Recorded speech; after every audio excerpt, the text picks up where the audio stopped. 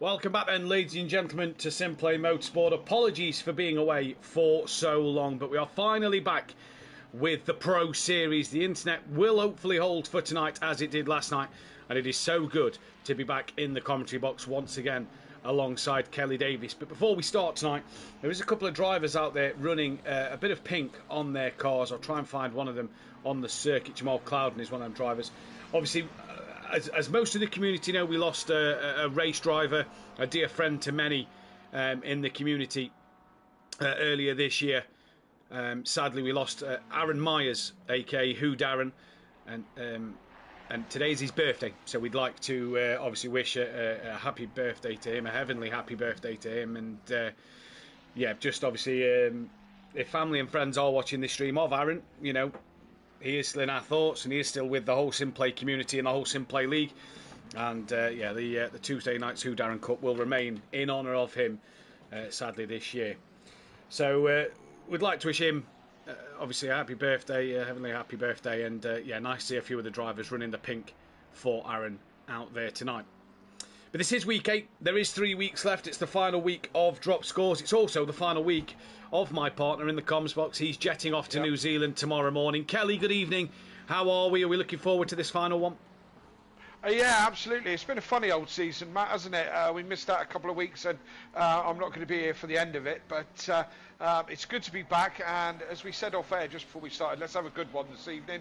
Not like they're not always good, eh? Yeah, exactly. So for what you guys have missed, you've missed plenty of thrills and spills over the last couple of weeks. The biggest shock for me was Dan Davis's retirement in race 2 last week at Spa. That's the biggest shock. Kieran O'Reilly hasn't had the rub. We have all done it. Kieran O'Reilly hasn't had the rub of the green. He's tumbled down the standings a little bit as well.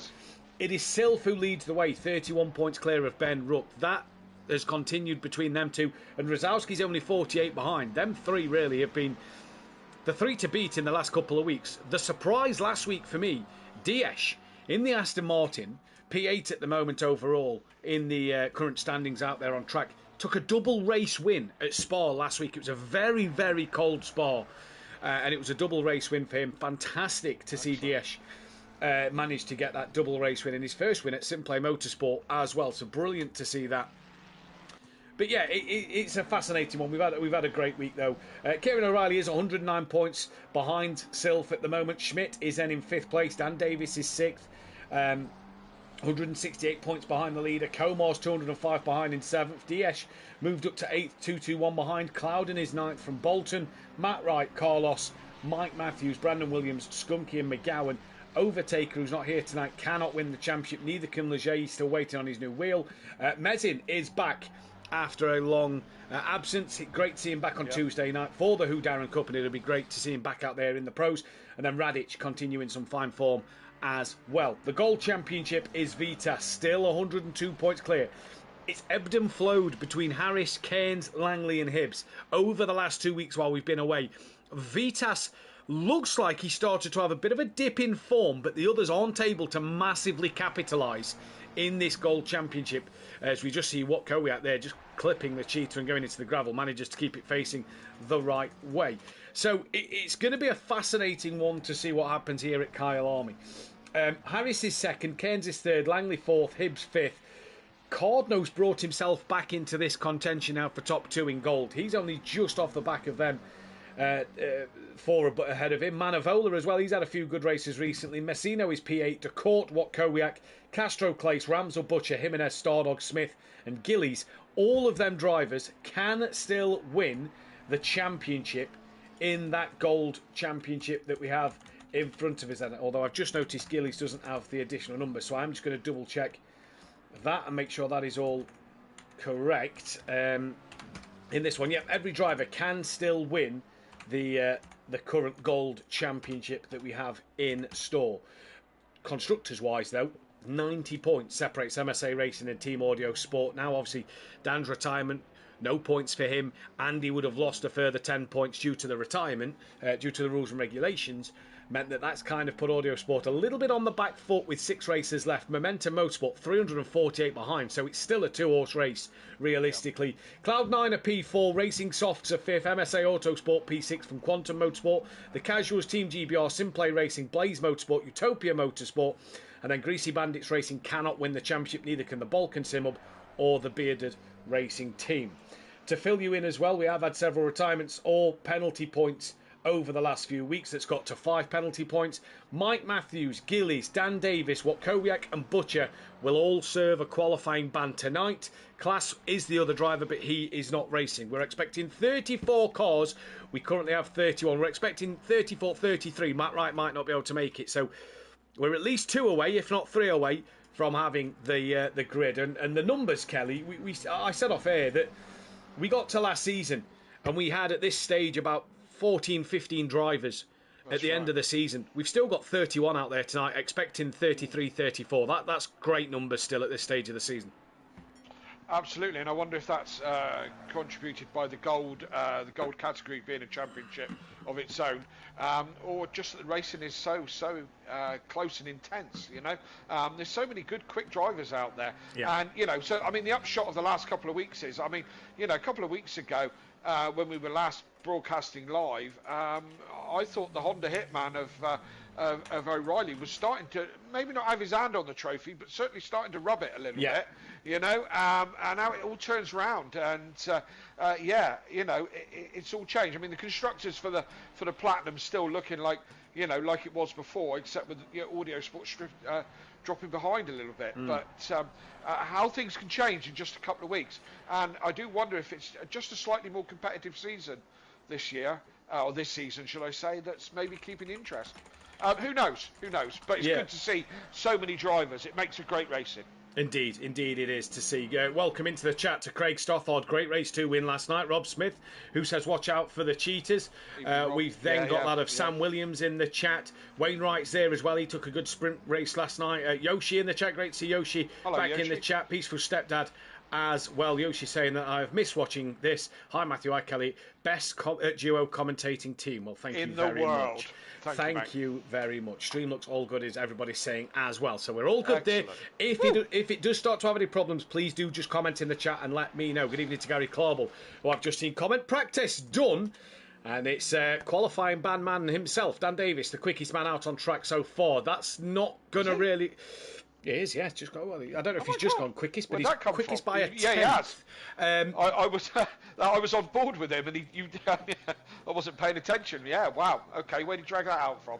Yeah, it's going to be an interesting one too. Kyalami though, Kelly. Are we a fan? Do we like this circuit? Because for me personally, I do like this one. This is this is one of the best, I think. I like this. Yeah, I do like Kyalami. Don't say I'm very good at it, but I do like it. It's got a couple of unique challenges, one being the cheetah that we will speak more about if you're unaware what the cheetah is about. It's one of those was very famous at SimPlay, and just about every single one of us, I could guarantee everybody on this league at least once has been in a wall after they've hit the cheetah wrong. You're lying if you haven't, aren't you? Let's be honest. I believe you are, yeah. And I mean, you know, some have done it more than others, and I mean, I've had some horrendous accidents jumping over the cheetah. We'll try and catch it on the stream, you know, point it out at some point as we go through the racing. But it's the second to last corner, basically. Yeah. Big sausage curb, as I said, anybody who hasn't done it, Matt's quite right. If they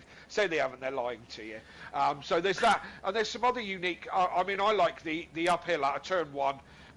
Turn 4 is a great corner if you get it right, but if you get it wrong, it'll bite you. And again, it's bitten me many times. It's one of those corners where once you get the grip, the car underneath you, you have to believe, and you have to send it, and you can gain so much time from it.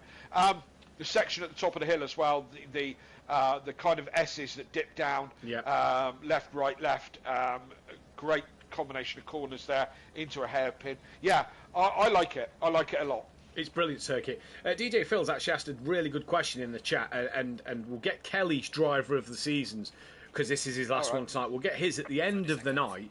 I think that's a good one. He says, who do we reckon for the race win?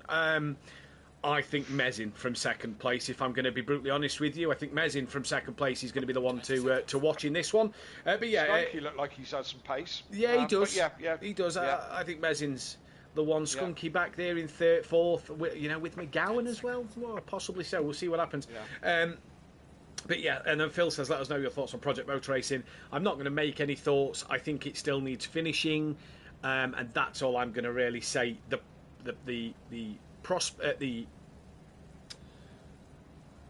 project itself, the outcome of Project Motor Racing, what it can be, looks great. They've got to make it great, and at the moment, I don't think it is. I think it's a bit off that at the moment. Rob Smith says it's International Cheetah Day. So look out, pros. Well, there we go, and a good evening to Benny Varga. Absolutely. I can't comment on Project yet. I haven't got a copy of it. So, not many people are ranting and raving about it just yet. But these things take time. So let's wait and see. Rome wasn't built in an eye. No. But then the millions of pounds that they spend on these things. Now let's not get started. Let's see how it progresses. For a minute, we're firmly with ACC, certainly for the next couple of weeks. Indeed. Right, let's go through the grid order then, shall we? Radic on pole alongside Mezin, although he has just stopped on the straight. McGowan third with Skunky in fourth. Then it's Mike Matthews. Then comes Carlos from Bolton. Jamal Clouden is up into eighth from Diaz. Then it is Komar, Dan Davis. Schmidt from O'Reilly. Rozalski. Ben Ruck, Silth. Is obviously the back of the platinum category. Gillies at the front of gold from Rob Smith, Keenan Stardog, Butcher from Ramsell, with then Castro, Watkowiak, DeCourt, Messino, Manavola. Then it is Cardno, Hibbs, Langley, Cairns and Vitas. And I've just figured out the drivers that aren't here. That is, did I say Bolton? I did. So that is Williams, Matt Wright and Carlos. Them three make the 34. They are the three that aren't here. No, Carlos is there, so maybe I am wrong on Carlos. So, but Brandon Williams, I can't see his name. I can't see Matt Wright. And who was meant to be in front of Matt Matthews? That was Brandon Williams, Carlos Diaz, Comor. Yeah, Dan meant to be 12. Yeah, someone else is missing, but I can't quite figure out who in this one. So I'm going for Mezin, Kelly. Who are you going for? How we pronouncing his name? Radic? Yeah, Radic. Radic. Now, is he new? I haven't seen his name before. Yep. He was new at Bathurst. Right. And how did he get on at Bathurst? Dan says he's quick. He's quick. I don't think he had the rub of the green in the races he's done so far. Looking at his routes, he had a 28th and a 23rd at Bathurst, but then he did have a 2nd and 4th at Spa. Right. I was watching him a bit in practice. Seems to have his car pretty well planted. I'm going to go with Radic for this one. I'm going to support the new boy on this one. Yeah, well, I'm going to go to the returning Mezin. If you feel different, you have the choice of Radic, Mezin, McGowan, or if you pick other, please do comment who you have selected. The chat going the way of Mezin as well. He had a good Tuesday night. Sorry, go on. Why is he in 12th on my screen then? Because he stopped on a straight for some reason, and as they go through the sector times, it changes the grid order. Is he pulled back up to the front? He's back up to the front, yeah. He's alongside Radic at the moment. Yeah. So we're about to get underway for race 1 of week number 8 here in the Pro Series. And who will take the first race win? 16 of the best platinum drivers here at SimPlay Motorsport. We've then got 16 of the golds as well further back. And it is green and go here at SimPlay Motorsport for week number 8. Race 1, the sprint race. Radic gets away well alongside Mezin as they head down towards turn number 1. Looks a pretty good start from Radic to get ahead. McGowan's having a little look up the inside of Mezin in towards that first corner. But it kind of all comes out and plays out. And Dan Davis there was a little slow. That's because there was a spinner in front of him. Schmidt's gone very wide. There was a car around the 31 has been caught up in that. That is Hibbs down the order and Cairns. That's not going to help them in their championship fight. But out front, Radic got the job that he needed to do over Mezin. As we head back to Skunky now, who is up behind them. He's got ahead of Ian McGowan, and Mike Matthews has as well. Mike Matthews now sitting pretty in P4 at the moment. And then comes that of Sylph, your champion. No, sorry, that's Carlos. Apologies. Sylph is the other car, a bit further back. Different livery, same colour, different livery. So good start from Carlos. He's kept it where he needs to. Rizalski's the one who's made the most positions for the championship protagonists at the moment. He has, though, lost out to Kieran O'Reilly. Looking further back, though, Clouden and Davis going side by side as they come up towards the Ingwe hairpin. There you go. Oh, sorry, no, the Lee Coupe hairpin. There is a spinner in the... No, that's Mike Matthews. Mike Matthews is the spinner in the gravel there, Kelly. So he dropped it in his championship title challenging season a few seasons ago. He's done the same here. Or was it on his own? Was it helped? Let's see, because Clouden now going side by side with Ben Rook. He's lost a couple of positions through that of Lee Coupe, through the Crocodiles. Danny's very wide on the exit of the Crocodiles, manages to stay in front. That's McGowan, who's having a bit of a scrap with Schmidt coming through the Cheetah, and Dan's got the pair of them. McGowan into the pits. We've got some early pit stops happening already. Yeah, Rizalski goes into pits as well. Mostly a cleanish kind of start when Spinner, Mike Matthews and McGowan went wide as well up there. I wonder if they came together or not. Was pretty good into turn one. Two cars came together, one went left, one went right. But all in all, most survived. But breaking away a little bit out front already. They are indeed. Epic fight here between that of Skunky, Carlos, Bolton and O'Reilly. And Carlos is around. In the wall goes Carlos. Did he get a tap from Bolton there? Not sure. Sylph having a look on his teammate now. Sylph and O'Reilly, both champions in the Pro Series last season and the season before. And Dan Davis fancies having a look. Thought about making it 3 wide. Doesn't know. Kieran O'Reilly holding it strong on the inside through the Sunset Bend before you get to the clubhouse left-hander. And O'Reilly does lose out to Sylph, and Dan's having a big look towards the S's.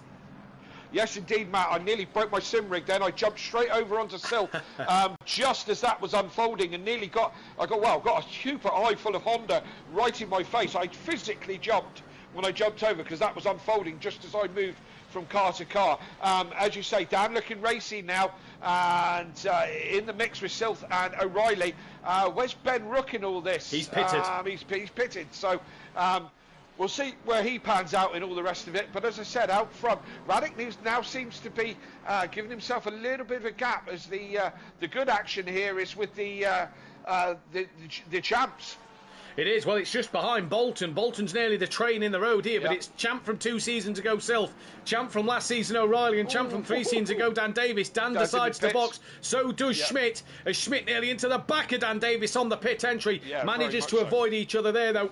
And, the 3 champions going at it from the Pro Series at the moment. Clouden also pitted, as did Langley. Further down the order, we've got Messino on the back of Kowiak. And that, I believe, is Carlos, who's got past the pair of them, so he's now on a comeback drive. But we had Rizalski, your net pit leader, with McGowan. Ben Rooks just behind him. Rob Smith, Mike Matthews, Tom Cardno, Cairns, Hibbs, Butcher, Vitas, and a Court all pitted on the opening lap. And this may have been a good time for Dan Davis to get into the pits. He was in that train behind Bolton, O'Reilly and Sylph. Undercut was really strong last night. That could be a great option for Dan Davis. Yeah, Bolton struggling a little bit with the back end of his McLaren. He's all over the shop. Not the easiest track to overtake, probably into turn 1 if you've got the run, is the best place to do it. Tricky pit lane entry here. We haven't chatted anything about that. It comes up really quick, and it's a very sharp left, 90-degree left into the pits. Very kind of easy. Dips as well, doesn't it, as you go through that left-hander?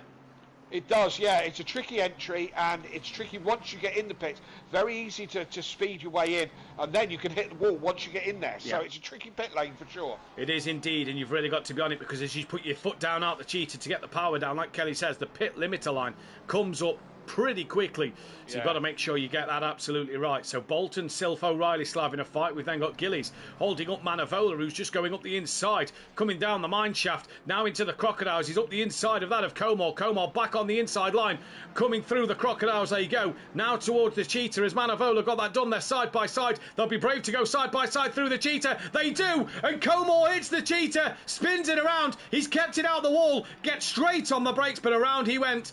And, you're never going to go side by side through the Cheetah. Risky move, and it didn't pay off.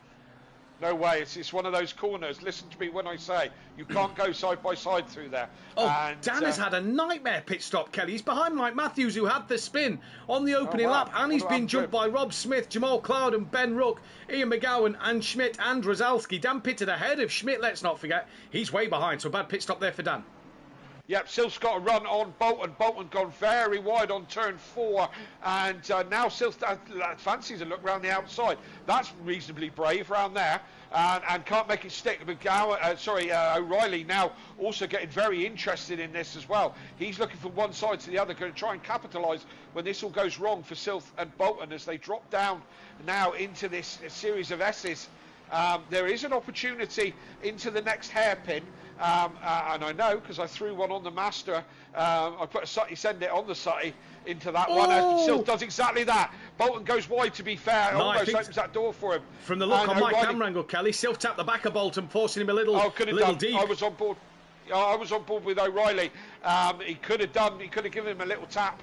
I don't know. I couldn't see it from where I was, but certainly there is an opportunity there, and Silph and O'Reilly went through. Yeah, they did indeed. Mezin has dropped off the back of the leader by quite some margin, and Skunky is within 0.6 of a second. These two had an awesome fight in the Who Darren Cup BMW M2s on Tuesday night. Radic into the pits. O'Reilly comes in as well. So does Diaz. What about Manavola now, who's still not got clear of Gillies? Well, he will for the time being, because Gillies comes into the pit lane. Down the order we go then. Schmidt has got McGowan behind him. Benrook's dropped off the back of him at the moment. Dan's got ahead of Jamal Clouden and Mike Mathews in this race. Dan's moved up 2 places. Mike's on the back of Jamal Clouden now. Just behind is Tom Cordno fending off Cairns. A very quick Cairns at the moment. He's looked really racy as Cairns in these last few weeks here at SimPlay Motorsport. DeCourty's back out on track after returning to the pit lane. Great to see. But yeah, at the moment, a few little good fights just happening. And Skunky still within half a second of your race leader Mezin at the moment. Rozalski coming into the last corner now, halfway through the race we are, and there's a couple of guys in the pits, Radic being one of them. He has left the pit, so he's in front of Rozalski, but Rozalski it's happened again. Forward. Oh, it's happened again. Last night we had a double fastest lap between Benny Varga and Wainwright. We've got it again here. That isn't a glitch on your timing tower. Radic and Rozalski have both set identical lap times. Now, the ruling last night was whoever set the lap first gets the point. So that goes the way of Radic still at the moment. But we have identical fastest laps. Not one night, but 2 nights in a row. This is fantastic. Never, ever seen that. We said the same thing, me and Langley, last night. We've never saw it. We thought it was a bug until we checked the timing tower on the Simbot page, and they've done exactly the same lap time. So Radic, best lap of a 1:41.120, and Rozalski has matched him. Absolutely, and Rozalski is in net second at the moment. He's just a couple of seconds off of Radic at the moment, but certainly moving forward. When did he start? Rozalski was further towards the back. Now, obviously, I've got all the drivers in front of me that confirmed for tonight. So Rozalski was 15th, but there was no Williams. So I think about 14th place was Rozalski. Really? Yeah. Oh, wow, he's having quite a run then. He is at the moment. We'll see where he comes out, because Mezin, Bolton and Stardog and O'Reilly now into the pit lane. O'Reilly... I thought O'Reilly had been in the pits. Well, he didn't obviously complete his mandatory pit stop. No. So again, the defending champion has a bit more bad luck. Yeah. And in the pits he goes. Mezin is leaving the pit lane now. Where is Radic? He is coming through the final corner. It's not the longest of pit lanes here. No. Because the exit comes up pretty quick. It's not like you've got to wait forever. Mezin still not off the limiter. I think he's going to lose out to Rozalski. Well, he will do, because he's got a stop-go penalty. Yeah. So that isn't going to matter. He does lose out to Rozalski on the road, though. And as well, double whammy for Mezin. He stop go.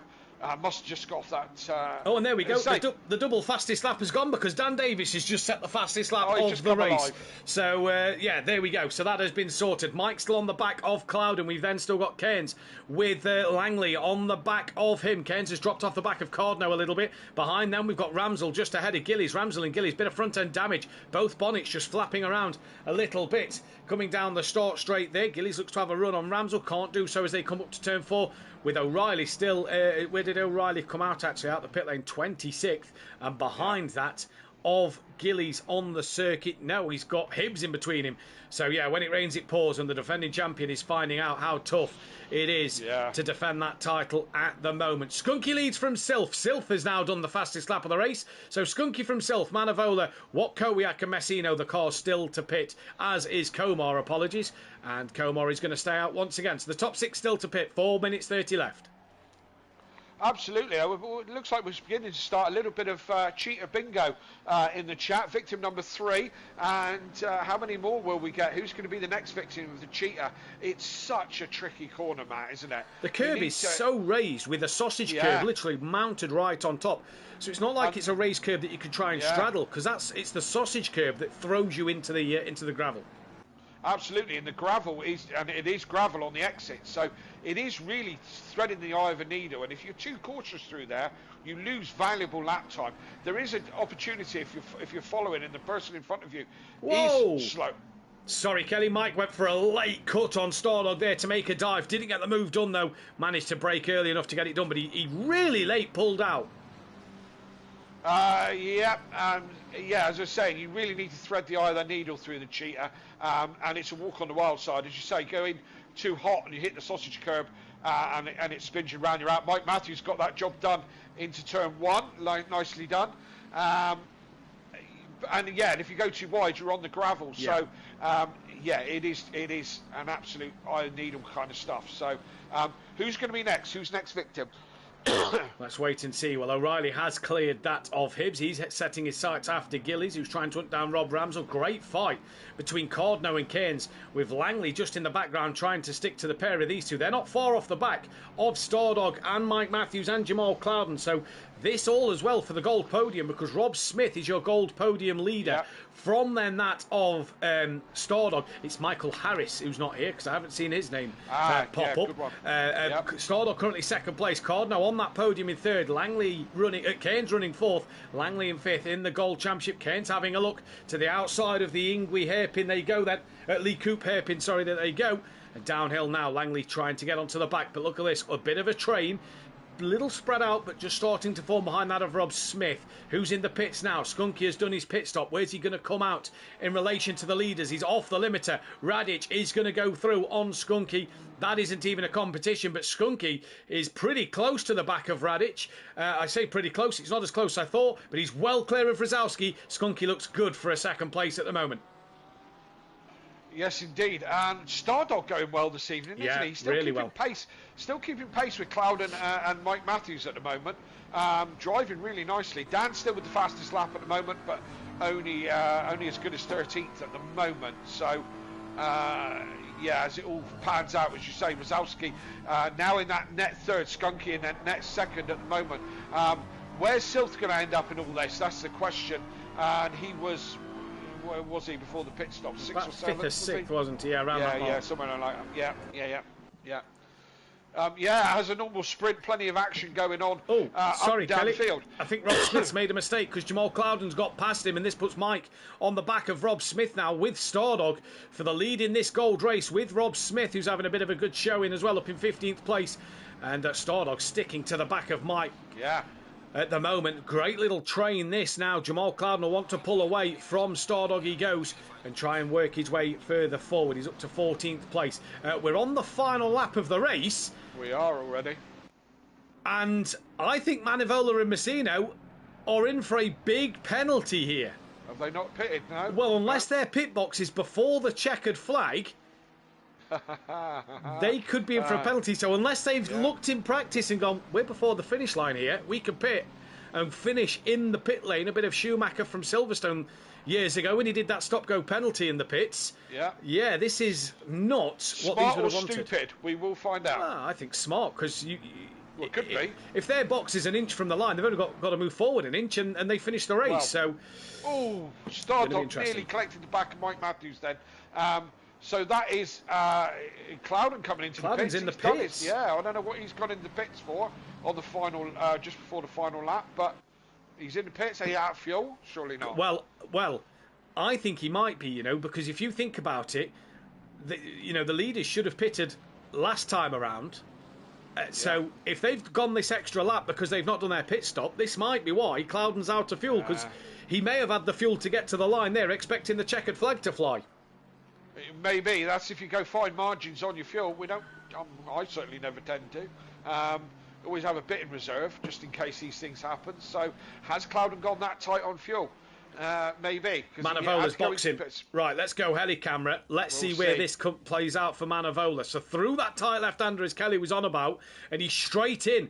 Mike Matthews, Rob Smith around. Sorry, Matt. No worries. That put Stardog's up through. Mike Matthews, I think, touched the back of Rob Smith, spun him round, and that put Stardog, as I said, in front of these two. Oh my God, this is brilliant because we could be on free gold, overall race winner in this race. Here comes Radic to the final corner. Will Manovola go green just in time? I don't think he's going to. No. Radic is going to come to the line now. Is this going to be Radic's race win? Yes, it is. What about Skunky for second though? Because now Manovola goes green. Skunky second. Does Sylph get third? He does. Rizalski fourth. Where does Manovola finish in this? He's tumbling down the order at the moment. He's not yet crossed the line. Where is Manovola going to cross? He crosses in P9 just by half a second clear of Dan, and he wins the gold category in the pit lane. Yes, the actual checkered flag is right at the end of the pit lane, so everyone's box is this side of the checkered flag. So. Great strategy, because would they have come out P10? Would he have got 9th place had he pitted before? O'Reilly took the fastest lap of the race at the very end. It looks like Carlos had a retirement from this one. Butcher down in 25th. Vitas 26th, with Manovola and Messino finishing that. I hope that could have huge implications in this championship. Here comes Castro and then Jamal Clouden.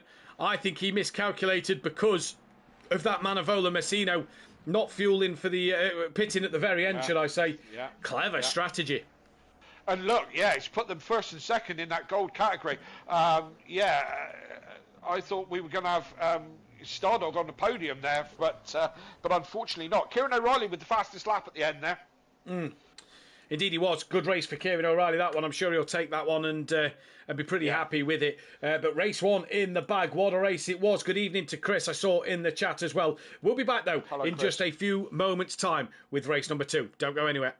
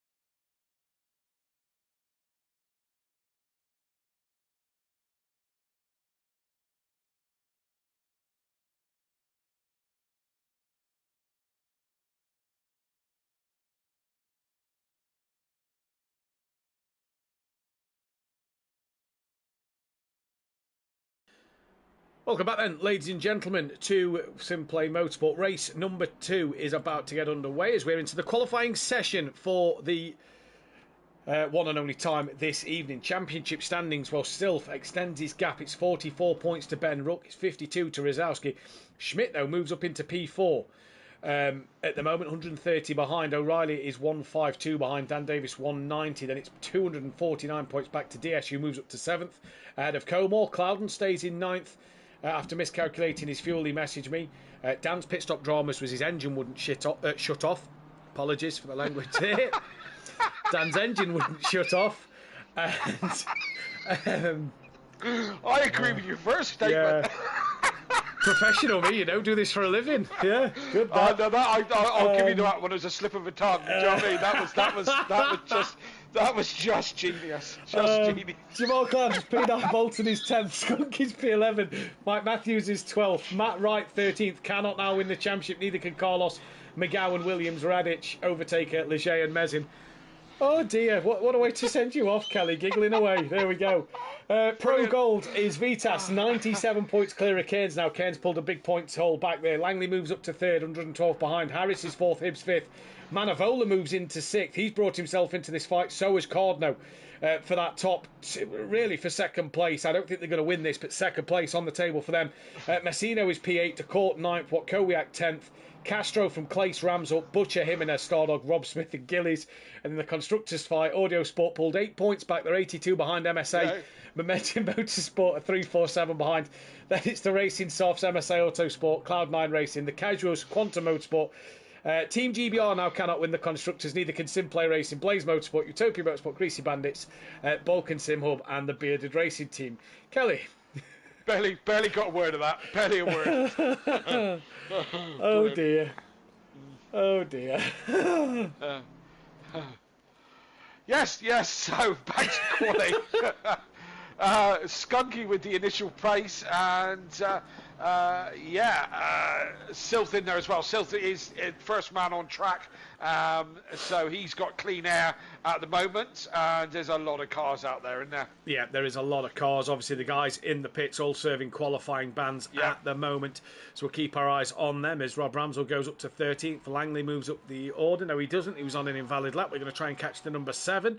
Qualifying last night in the Pro-Am was edge of your seat stuff because every lap somebody else took a pole position. So if it's anything to go off from last night, keep your eyes on this qualifying session because it will be electric at the moment. Here comes Vitas to the line and doesn't set a lap time. Next car is the 117 of Rob Smith, goes into 16th, and we're going to pick up the 229 of Cairns because he's the next one on a valid lap. So P8 at the minute, 6/10 off the pole. Skunky, like you say, 1600ths of a second. What's happened?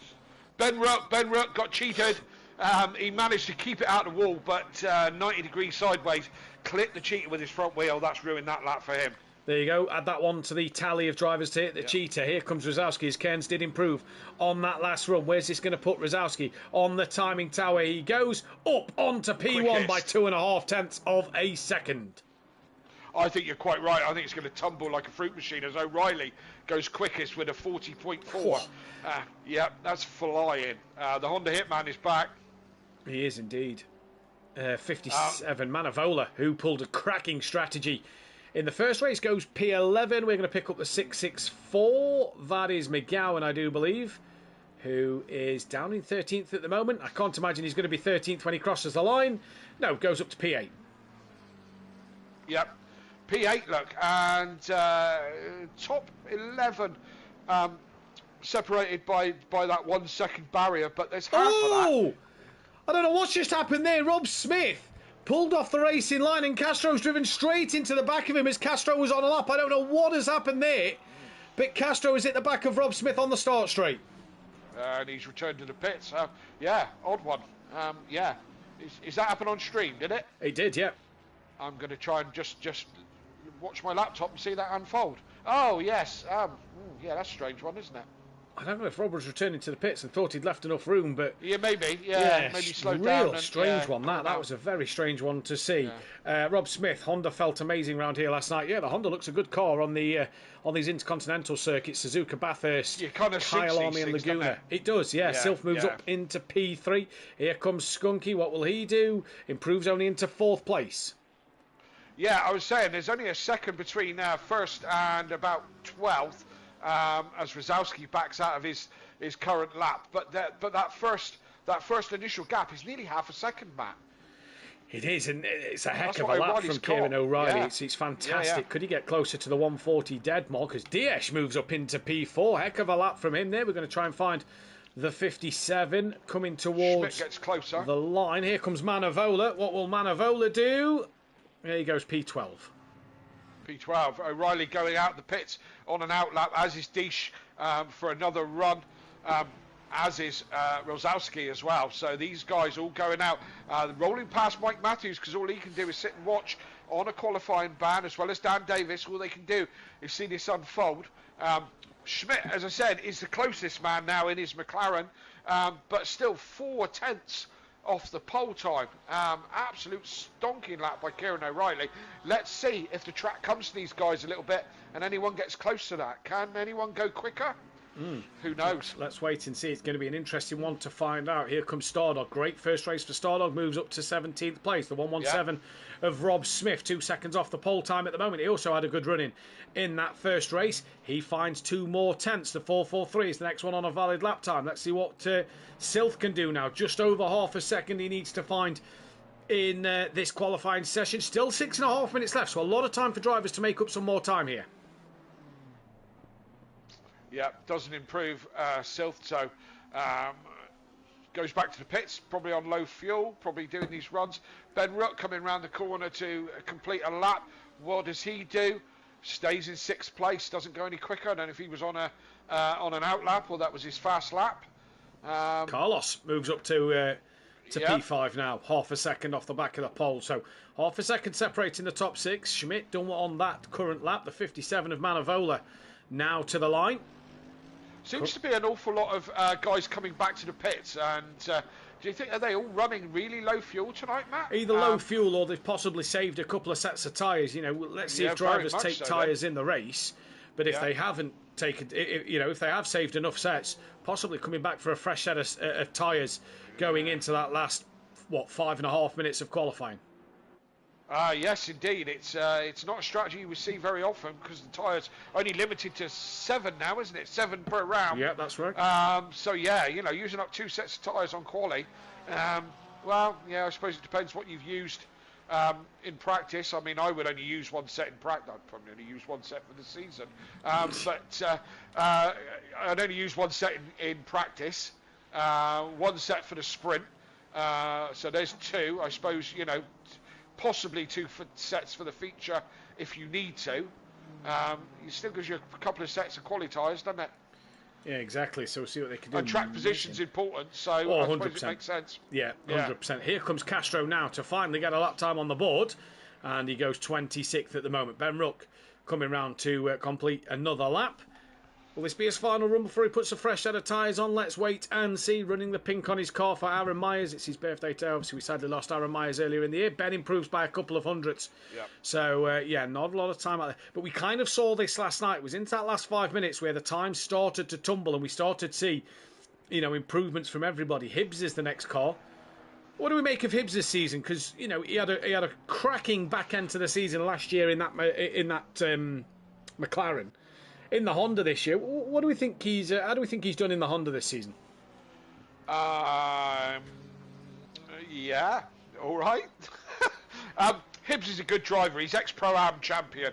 I think he's had a steady start to his pro career. Kind of been there and thereabouts, So, I think he's a good driver with plenty of potential. Yeah. I'd put him in the same kind of categories like Tom Cardino as well. Yeah.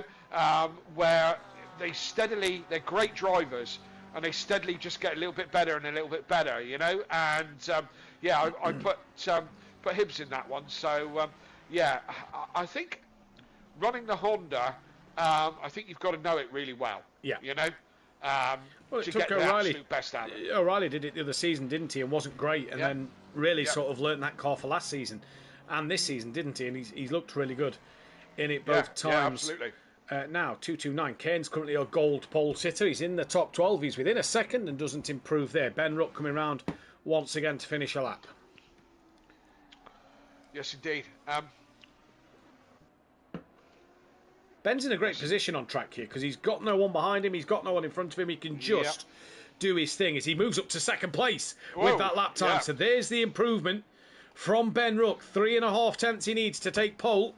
Can he take an extra point for Audio Sport in this one? It could be absolutely vital come the end of the season. Here comes Komar to the line. No improvement for him. The 4.43 of Sylph down in 5th place. Can he find anything for pole position? Not a single tenth there. Number 6 is next, and that will be that of Vitas, struggling. Like we said, just having a dip in form when it matters at the back end of this season at the moment is Vitas. And well, he's got Cairns now knocking on the door. Under 100 points is the gap. That's the closest it's been since the early weeks. So Vitas got to start to, keep going. Diash goes into second place now as O'Reilly improves a little bit as well. And Diaz just in there as well. And I was just, that caught me out a little bit there. I thought, how have these gaps got bigger? But of course, Kieran O'Reilly's gone a little bit quicker as well with a 40.3. Is anyone going to get close to him tonight? If he's got that kind of pace in quali, and he took fastest lap towards the end of the sprint, I mean, he could be just off into the distance tonight. Yeah, really could. He really could. It could be an interesting one to keep our eyes on Kieran O'Reilly. Here comes Mezin. Great to see him back in that Ford Mustang. What can he do as he comes to the line? No improvement there. Down in 16th place at the moment. The number 15 is coming to the line. That is Castro. Can he find any more time? He finds a couple of hundredths. Who's next? Ben Ruck. Has Ben Ruck got any more in the locker to get ahead of Diash? In this one then, to the line comes Ben Ruck now. Doesn't improve. Doesn't improve, indeed. Getting close now with only a minute left. Just going back to this Vitas thing, I mean, I thought he was running away with it early season. And as you say, had a little bit of dip in form. What do we generally put that down to, Matt? Do we, not particularly Vitas, but people in general? Is it a case of not practicing so much, or just a case of tracks they don't like, or cars that don't suit it? What do you think that's all about? I don't know if it's a dip in form, like a lack of practice for him. I don't see him on a lot, and I haven't, what I've seen him on, I don't see him on, whether he does private testing or whatever. I've not, I've seen him do as much as he's done all season, so I don't think it's down to him necessarily. Bit of unfortune, maybe getting caught up in incidences. But like you say, as Rozalski goes within 2.5 tenths now of O'Reilly on the front row of the grid, I think you might be right. It may be a case of doesn't like the cars on the circuit. Is the McLaren suited to this track? Well, hard to tell. Yeah. I think it's a bit of a mixture of all sorts. I think that's the biggest one, though, but the other one I want to say is, has Cairns and Harris and Hibbs and Cordno and them kind of drivers around him in this championship, Langley as well, have they all just got a bit better and have just sort of closed the gap to him on the race day? Yeah, maybe. And this was, not particularly these drivers, just a kind of overview of you have to keep practicing on this. That's what I found when I was doing a full season, that you need practice time, practice, especially if you're not, pretty much everyone top to bottom can drive, as in they understand racing lines, apexing, so on and so forth. For the majority, up and down the whole grid, pro to pro am. But some are natural, and some have to work at it. And I found that the practice level was huge to try and keep on top of this every week. Do you agree? Yeah, I'd agree with that. I think you've hit the nail on the head there, Kelly. And I think for Vitas, though, I think the thing for him is he just moves into 15th place. He strikes me as a man he came short last season by just missing out on the Pro-Am to Langley. Yeah. Now that the Gold is its own championship, he's fighting for an actual overall championship. Because the overall title doesn't matter. If you win Gold, you are a champion at SimPlay Motorsport. It's not just, I've won Gold, like last season was. It is now I'm the champion of Gold sort of thing. So I think that Vitas will want to get, the monkey off his back, win a championship at SimPlay, but also, just prove that look, I can take the fight to Langley, because let's be honest, he's been a lot better than Langley this season. I know Langley missed last week because of Thanksgiving and and other circumstances that he is not meant he's had the testing time he'd have wanted. But I do feel that Vitas has upped his game to win this championship. So, this is where I don't think it's down to him necessarily not putting the effort into practicing. I think this is more others have got closer to him, bit of misfortune, in the racing on his behalf, getting caught up in incidences and all sorts, and maybe, like you say, tracks that don't suit the car or tracks that don't suit him. I mean, I'm just trying to give it certainly from my point of view, an insight into running a whole season and trying to do well in a whole season. There's many variables, isn't there? Do you know, you can have the car doesn't suit the track, you don't suit the track. Just a poor round, things happen and you end up, at the back of the grid or whatever. But there's to do well, you need to be on it. You need to be practice. Yeah. And I mean, tyre pressures, fuel loads, everything comes into consideration. I was just trying to give an insight to those who don't do it out there. Yeah. Really quite how the pressure of a whole season is quite a lot. And maybe this is part of it, right? Because, we know our pressure is a funny thing. It does funny things to people, the pressure of leading a championship and winning a championship. So like I say, absolutely. Maybe the strategy shouldn't have stopped in there. Maybe he's not taking tyres at a race that he should have taken tyres. Yeah. Maybe he's taking tyres when he shouldn't, running too much fuel, not fueling enough, and just making the car feel weird in a first stint or something. All these factors weigh up into what could happen. And like you say, he's had such a margin that you wouldn't think he'd really feel the pressure being over 100 points clear at majority of these events. But yet, now the gap's starting to close. So is he maybe feeling that pressure? Yeah, maybe. And it's always more comfortable to be the chaser other than the chasee, as it were. You know? There's nothing comfortable out front, is there? Do you know what I mean? You can't sit back and you just got to look at Formula One to prove that. Do you know what I mean? Comfortable position a few races back for Oscar Piastri and McLaren in general. And McLaren have managed to stand on their tail 2 weeks in a row, it all flips around, and the pressure of a whole season. It can all. There's no such thing as being comfortable out front, and it's not over until it's over and all that. And as I said, I would rather be chasing than be chased. Yeah, I have to agree with you. We said last night, Wainwright, who missed the start of the season, fighting with Benny Varga. Varga's got over 100-point lead in the championship. Wainwright and Stothard are just fighting for wins and points and what have you. Yeah. Varga and Wainwright had a coming together, and it's like Langley asked him in the interview last night, you're under no pressure to do anything. You just want to race for good results for yourself. It's Benny Varga that's got the opportunity to be in the wrong place at the wrong time and possibly cost himself a championship. And it is just a funny thing, said, that's I think the biggest thing to see. Wainwright in the chat saying that 40.3 is outrageous from O'Reilly there. Came back from broken ribs and wrists. He did. He was out for a while, Anderson, quite a while back. And it's great to see him back. He looks as good as ever, because he missed a lot of, I think it was last season or the season before. Rob Smith, this season it's felt like the whole league has taken a step forward in pace. Couldn't agree more. Every season. I think we say this every year, don't we? Yeah, it gets harder and harder. And again, it just goes back to what I was saying. If you're not on it, if you're not practicing, you can be nowhere. And we've got some really good quality drivers in Pro-Am who've been around for a long time, and guys that you would think would never be in Pro-Am, but just such is the category. And I'd hate to be in Pro now. I managed it for 2 seasons. I managed to just drag myself along with the pack, but that was a long time ago. And to be in Pro now would be just horrendously difficult. I'm kind of with you, Kelly. Not racing the GT3s for such a long time. Yeah. Just kind of look at it now and think, where would I fit on this grid? Yeah. Yeah, well, I know where I would be. At the back. Well, but I've gone from winning a Project Cars 2 Pro Championship. I won an ACC Championship with the Pro drivers. You know, and I'm looking at this now thinking, I've not raced GT3s in a very long time. Obviously, due to commentating wise and everything, and Dan's racing the GT3, so you know, me and Dan can't be in the same place at the same time for comms and racing. So yeah, it's just, you look at the grid and you think, you know, you look at the Pro-Am grid and think where you're going to fit in there. You know, it's a difficult thing to be. We're about to get underway though for race number 2, the final time this evening, the 1 hour race with the mandatory pit stop coming your way. We're about to go green here at Kyalami.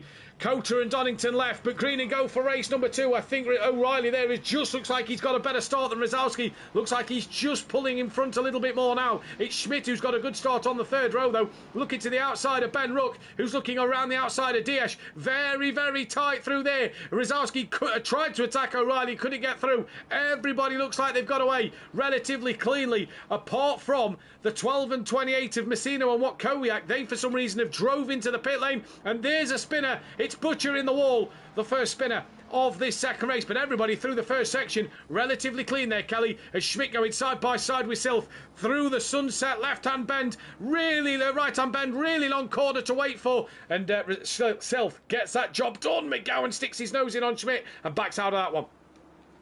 Yes, indeed. And, from what I could see, no real dramas for anybody.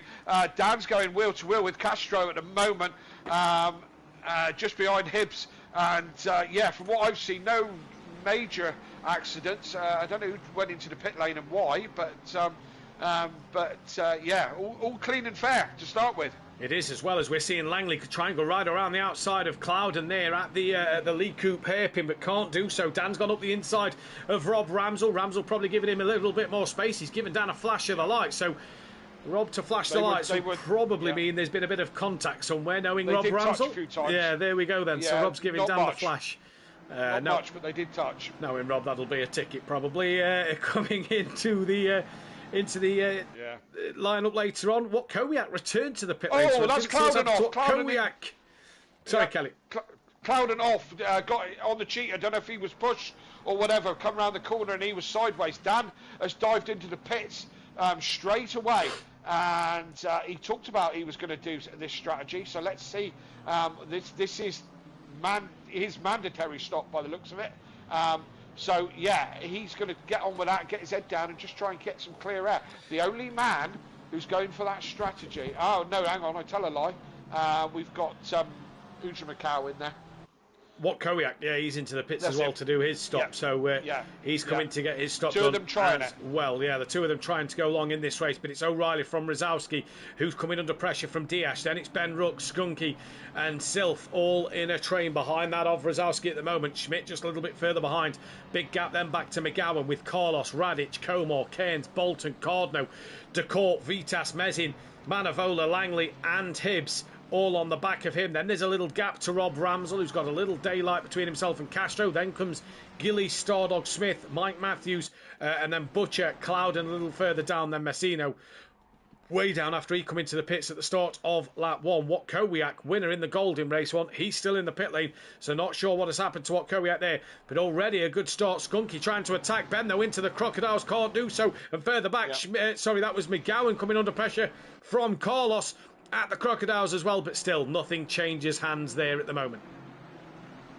Yes, indeed. I'm on board with Sylph at the moment, who's looking at close company on the back of Skunky and Ben Ruck just in front of that. Kelly Mike's at the back of Rob Smith, through the Crocodiles. Rob tried to get past that of Gillies, and Mike's giving him a flash of the lights. That'll probably be to apologise to Rob Smith in this one then. So Mike has tapped Rob Smith around. He's waited for him, but has now lost out to Stardog, to Butcher and to Clouden. Yes, indeed. So who's your top runner in the gold at the moment? That'll be Carnes in 12th position at the moment, and he's not a million miles away from the back of Komar at the moment.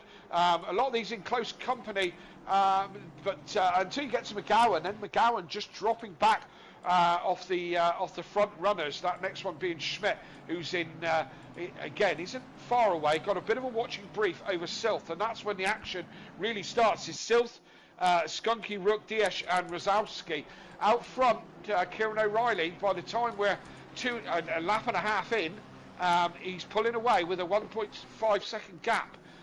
Is this going to be an O'Reilly masterclass tonight? Well, let's wait and see. He didn't get his pit stop done in the first race, so he's got to make sure he nails everything now. Who's the 28? That is Messino. What Kodiak I thought had pitted? He's still in the pits. He was. Yeah, he did go in. He went in the pits, yeah. Where's... Oh no, what Kodiak is still the one who's still in the pit lane, so he's not come back out yet. Dan Davis then. So the 28 is Messino. Out. Dan is well clear.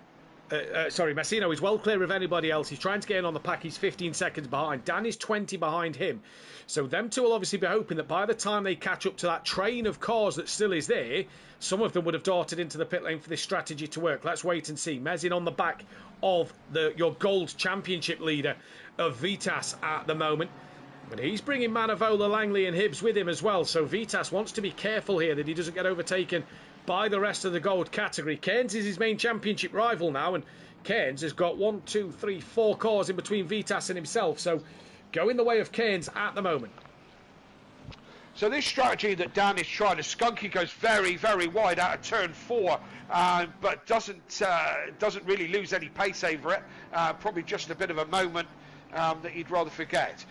This strategy of Dan, so Dan's strategy is that he was going to be on a qualifying ban. He was going to be way back in the pack, and in case of being trying to be in traffic and going forward, he's decided for a pit stop straight away, get himself clean air, and make places up on pace alone. Yeah. Now, this is a strategy of patience, isn't it, Matt? Yeah. Now, he's 20 seconds. So you come out of the pits and you look at yourself, I am 20 seconds behind the next driver.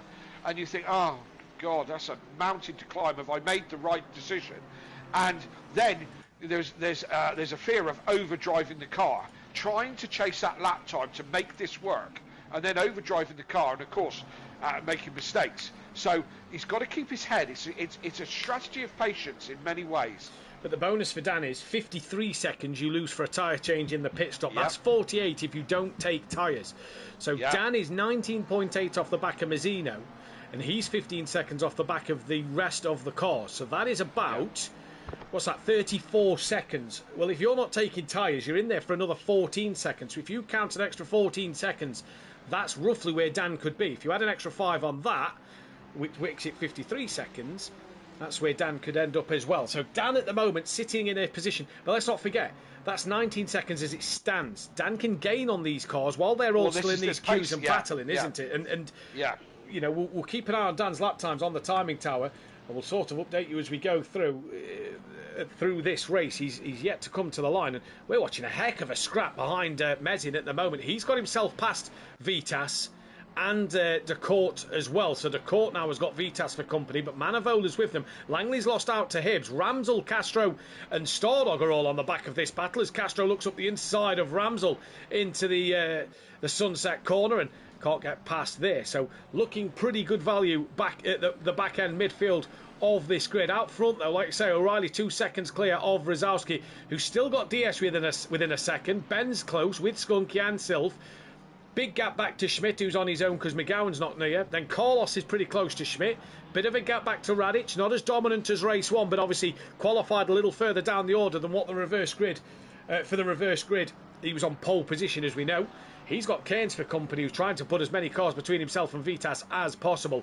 But great fight, great train of cars down this back end of the grid towards in the 20th position place. Yeah, absolutely. Some very close, tight racing going on. Hopefully it will continue all the way through the feature. That would be nice. I'm on board with Stardog at the moment, who's on the back of this train. As Gillies has just had the moment in the cheetah. He's pointing in the wrong direction. He's another victim of the cheetah. So if you tick him off your bingo card, Gillies, another one. But you see, this is as well, Kelly, for the audience, that for Dan is one car pretty much ticked off, because now Gillies has had the moment. The gap to Gillies and Messino was about 15 plus seconds. Well, Messino is now only, as he's coming to the line, is only 8 seconds behind. So that's one that Dan's going to be able to definitely do, and that's one ticked off his list. The more that these drivers are in this traffic and make mistakes, the more they're going to struggle. Yeah, sorry, Dan is chasing that lap time, and he's just had a squiffy moment in the cheetah. Went wide and went onto the gravel. Didn't do himself too much harm, except probably lose a couple of tenths through there. Here we go, Kelly. Sorry, Benrook's got the run under Diaz, coming through the Lee Coupe hairpin corner. Not quite got alongside, though, on the exit. The Aston Martin pulls away in the traction zone. Skunky's with them here as well as they come down towards the Crocodile. Is Ben going to think of a lunge up the inside? No, he does not, and stays right behind that of Diaz at the moment. And these four having a great little scrap. They've allowed Rozalski to just pull away now. And is this going to allow Schmidt to get onto the back of the Diaz? So the gravel shouldn't hurt him because he can defend that inside line. Ben carries the momentum through the corner. Has the Aston Martin got the better acceleration on the traction? They are literally side by side. Ben just half a car's length in front, but Diaz coming back at him. Radic in the pits. This will be interesting to see Radic from 10th where he comes with Dan. Bit of door-to-door between Ben and Diaz here. Ben's now going to try and hold it round the outside of turn 1. Up and under maybe for turn 4. Because he'll have the outside for 2. No, doesn't work. So Diaz, even though he had that moment in the gravel, great momentum to keep him in third place at the minute. I think that's a great bit of driving from Ben Rook. He gave plenty of respect to Diaz round the outside of the last corner. Didn't want to get tied up with him recovering from the cheetah, but went all the way round the outside and held it to go side by side. I think that's good driving from Ben Rook. Ultimately just didn't have the power over that Aston Martin. I'd have to agree with you on this one. I think it was a great bit of driving from Ben Rook there, and Diaz as well. Good respect from both drivers as now their fight continues, just dropping back down the order. Bolton gaining on Keynes with Komar as well, and further back Manavola gaining on Vitas. That'll be another car if Vitas loses out to between himself and Keynes. And there's still that good gaggle of cars. Stardog on the back of Castro, and Clouden gaining on the rear of Mike Matthews now after Clouden spin at the cheetah earlier on. So Dan did pass Radic. Radic was 10th place. Dan got ahead. So that is crucial to know. So Dan, at least for the time being, possibly net 10th, forward. Maybe a bit more. Yeah, definitely moving forward from his starting position. You know, I mean, he's probably not thinking he's going to step on the podium tonight, but wanting just to score good points. As this battle continues up front, Skunky's gone round. Skunky's dropped it in the last corner. He was trying to stay on the back of Rook and Dish, and he's just dropped the back end. Has he gone round completely? He's in the wall. Oh, what a shame. What a shame. He was going so well. It was indeed. Well, that'll give Ben a little bit of respite, but it gives Sylph and the the MSA Racing Team, an extra couple of points there for P5. But, well, Radic pitted from 10th. Where is Skunky? He's now 14th, so that should be another position for Dan Davis if you're keeping count of his progression through the field. This is all how it's going to work out in today's race. Craig Stothard in the chat saying that Dan's pit stop earlier is risky with these track temperatures. Only Dan will know what will happen with his tyres. Yeah, risk and reward, isn't it? That's the that's the name of the game, and I get why he's doing it because he was so far back.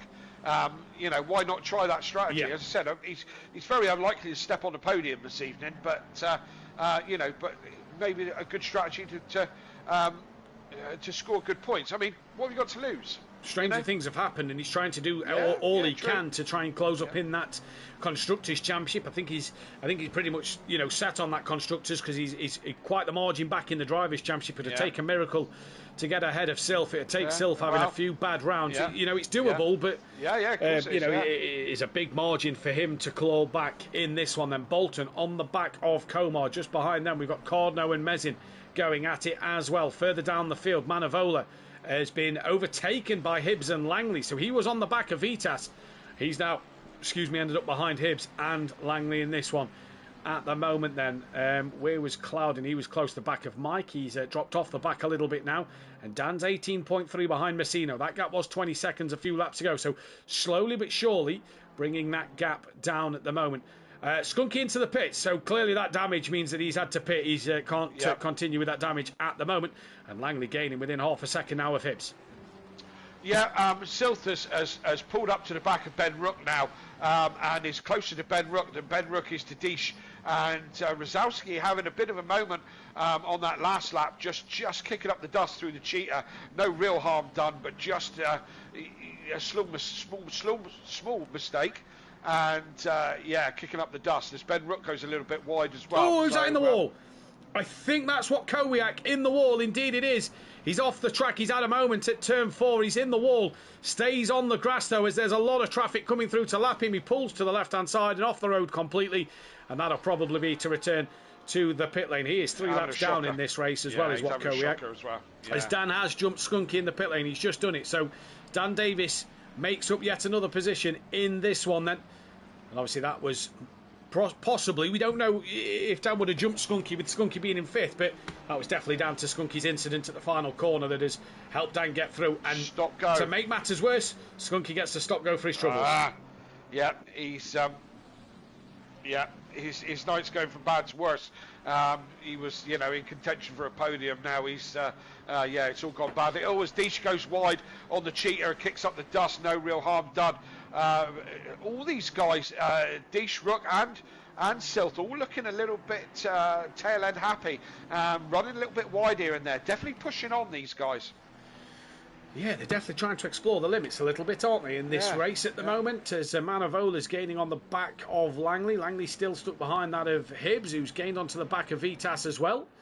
So interesting to see here. We've got Comar having a look on Cairns down in towards turn 1, the Platinum driver on the Gold driver at the moment. And if you haven't already, please hit that subscribe button, the bell to be notified when we go live. And thumbs up if you like this stream. We'll be back live on Tuesday night for the penultimate rounds of the season. Circuit of the Americas in Texas, USA. Dan Davis will be live on Tuesday night for the Who Darren Cup. Myself and Langley will be back on Wednesday night as Comar has a look on Cairns again into Sunset. Can't do that there. We'll be back live on Wednesday. And then myself and possibly just myself on my own as Kelly will be sunning it up in New Zealand, hopefully, for the Pro Series next week. I will be sunning myself up in New Zealand. That is the fact. Weather looking good out there? 26 degrees and sunny. Terrible. Wrap up. Board. It's going to be turkey and board shorts for Christmas lunch. Yeah. So just as you were talking about like and subscribe, if you some good news from Audio Sports YouTube channel. 2 brand new videos on there. I've seen them. First, have you? Have you watched already? Thank you for the view. You must have been one of the 4 who've watched them. New videos. First new videos in about 2.5, 3 years. So if you're interested in car audio, there's 2 car audio build videos on the Audio Sport channel. Please do give us a subscribe as well. I'm on a roll now, nearly up to 110 subscribers. Dizzy heights. I know, dizzy heights for you at the top. 100 subscribers. I mean, this social media thing starts getting any bigger, I'm going to have a, employ a social media team. You know what I mean? I'm going to have to get another office room at Audio Sport Towers for, maybe a third floor. Socials team. Absolutely. If we go on like this, I can't handle it all on my own. It's too much. Rob Smith says, is Kelly not going to dial in to keep up with the commentary then? I don't think so. I don't know what the time difference would be. We did talk. It's about opposite. So where are we now? 9:30. So it's like 9:30-ish in the morning.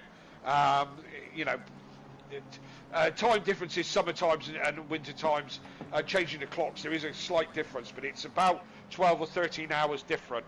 So it'll be like 9:30 in the morning, and it's ahead. So I would be having Christmas Day before you guys, as I remember.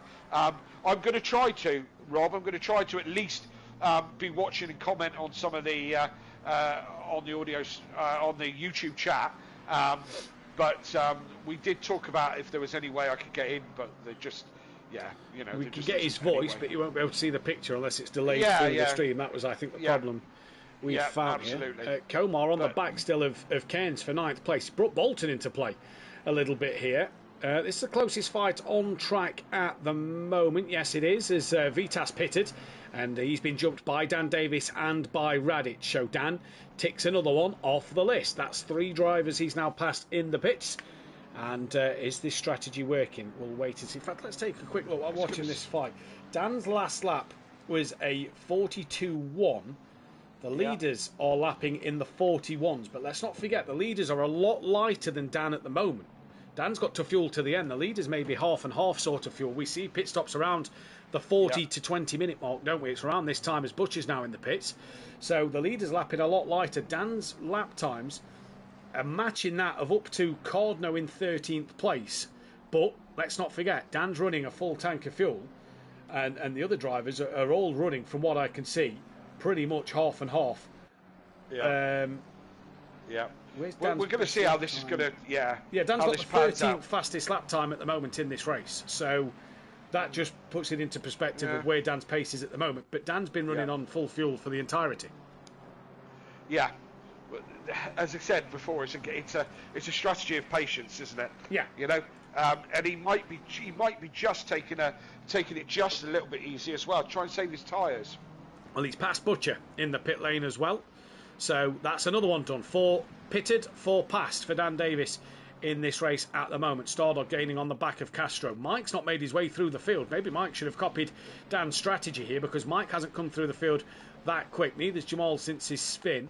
Langley has got ahead of Hibbs. So Langley has passed Hibbs now in this race, and that puts him a net 4th place in gold. Hibbs coming back at him on the outside. Manavola having a look up the inside of Hibbs through the crocodiles, and I think Hibbs has hung on to that one. Maybe Manavola, no, Tuck's back in behind now. Camera angle was just throwing me off a little bit there. I thought Manavola was side by side as they was approaching the cheetah, but not to be. Nobody in the pits this lap at the moment. And DS just settling into a rhythm now. He's got Ben at 8 tenths, and it's been 8 tenths for the last couple of laps. And Ben's keeping Sylph at bay. So these three, as all three of them dip a wheel into the gravel on the exit of turn 4, just now settling into a bit of a rhythm. Yes, they are. And Kieran O'Reilly, do we remember him? Oh, yeah, we remember him. Now, 6.5 seconds. Oh, Ramsell! I think Manavola may have hit the back of Hibbs, and Ramsell's hit the back of Manavola, spinning himself and Manavola around. And Manavola cannot get going. Unsafe rejoin into the path of Skunky, who I think is a lap down due to that stop-go penalty, and Skunky's pulled it to the side of the road. Manavola giving Rob a flash of the lights. Well, rightly so. Rob turned him around at turn 1. Manavola, I think, tapped the back of Hibbs, and that's what's caught Rob Ramsell out. Ramsell looks like he's going to yield that place to him. Skunky returns back to the pit lane. But yeah, unsafe rejoin there from Manavola. Yeah, I think the stewards are going to be busy this weekend. It was quiet last week, to be fair. Not too many tickets. None for Who Darren Cup on Tuesday night last week. Yeah, wow, there you go. What was last week? Spa, wasn't it? Spa, yeah. Yeah. In the wet and the cold for Who Darren, and it was really cold for Pro and Pro-Am. And you know what Spa's like? El Rouge and Radion, first corner. Yeah. And there was no incidences. On every race, no incidences. On the start of every race at El Rouge and Radion, it was fantastic. Wow, there we go. Yeah. What about Bathurst? That was the mountain for Pro. Any of them? Well, Pro-Am that we streamed became carnage, but it was carnage because drivers kept spinning on their own, or hitting the walls on their own. And then Pro was pretty much the same. Pretty much the same. What a shame. Do dearly love Bathurst. It does throw up. Mike Matthews and Rob Ramsell now into the pit lane. So that should be 2 more for Dan, I'd imagine, because Mike was down the order and Rob's just had that moment as well. So that should be a couple more places for Dan. Chris in the chat, glad you're all back on the tube. Been boring listening to Ben and Dan only, he says. Well, yeah. Of course, yeah. It doesn't get any better than this. No, it doesn't. Supreme Dream Team. No, so hopefully you all tune in for next week. I'm going to need the company if I'm on my own, because there's no Kelly, you know. Yeah. Look after Matt, because he, you know. I don't remember signing off on this holiday form, by the way, for 2 weeks vacation. Did you not? No. Well, you'll have to read the fine print on the on the contract. There's something about something given when I'm not being paid. something like that. Yeah. Some wording like that. Yeah.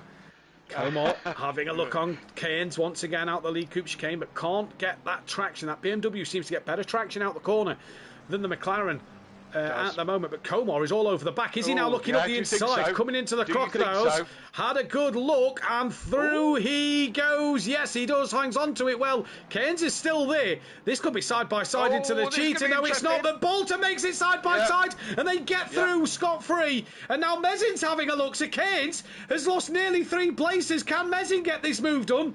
They're all platinum drivers, so he will still lead the gold category. But all of a sudden, Keynes is on the back foot, and he does lose 3 places. Oh yeah, absolutely. Oh, that was all crazy. I thought Carnes was being very, very nice to Comar there. Very, very nice.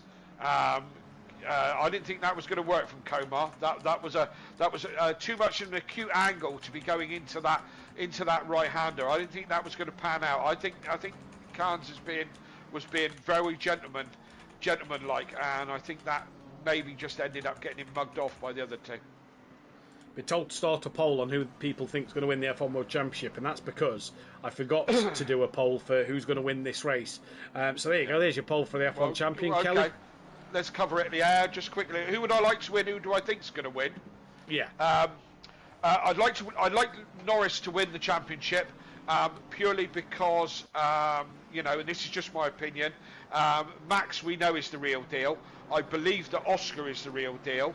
I think Lando has got form. I think the other two have got class. So I think that Oscar will go on and be a multiple champion. I think Lando might be in his form and in his window, and he may not get another shot at it. That's my opinion. And I like Lando. I like Lando a lot. I would like to see him win it because I don't think he's going to get another chance at it, where I do think Oscar will. And Max is Max, isn't he? Yeah. You know, that's my choice.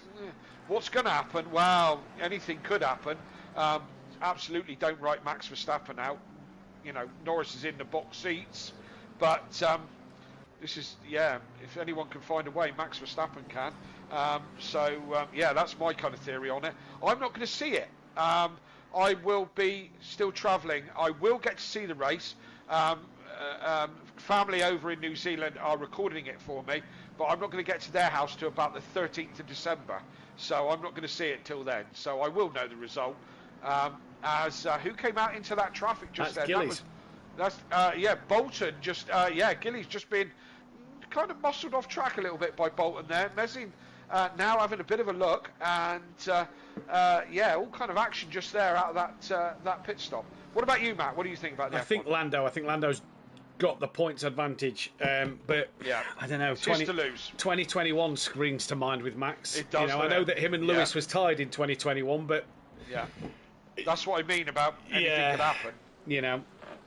I want Lando. I think Lando since the summer break. I think Lando has come back. He was called a bit too nice. He was called a bit too nice in the first half. He come back after the summer break, and I think his attitude's changed. And he doesn't give a monkeys about who he upsets or what he does on the circuit. So I think he's kind of come back with a different Lando Norris, and it's done him. Oscar's had a dip in form. Lando's on form. Red Bull and Max have done Red Bull and Max things, and Oh, Bolton's gone wide, very, very wide. Is this going to give Mezzin a look down the inside? And look, he's got it done, job done. Bolton, I think, blended out of that a little bit. Not to get into a tussle with Mezzin. Obviously knew what his mistake was and just blended himself back in out of the way. As Ben Rook is in the pits, we'll see what happens, how far away Dan is from Ben Rook by the when they come out. I think you're quite right. And if McLaren stopped shooting themselves in the foot every week, they'd be a lot better off. Yeah, I agree. We've lost Skunky from this race, just to let you know as well. So that is a retirement. I'm not surprised about for Skunky in this one.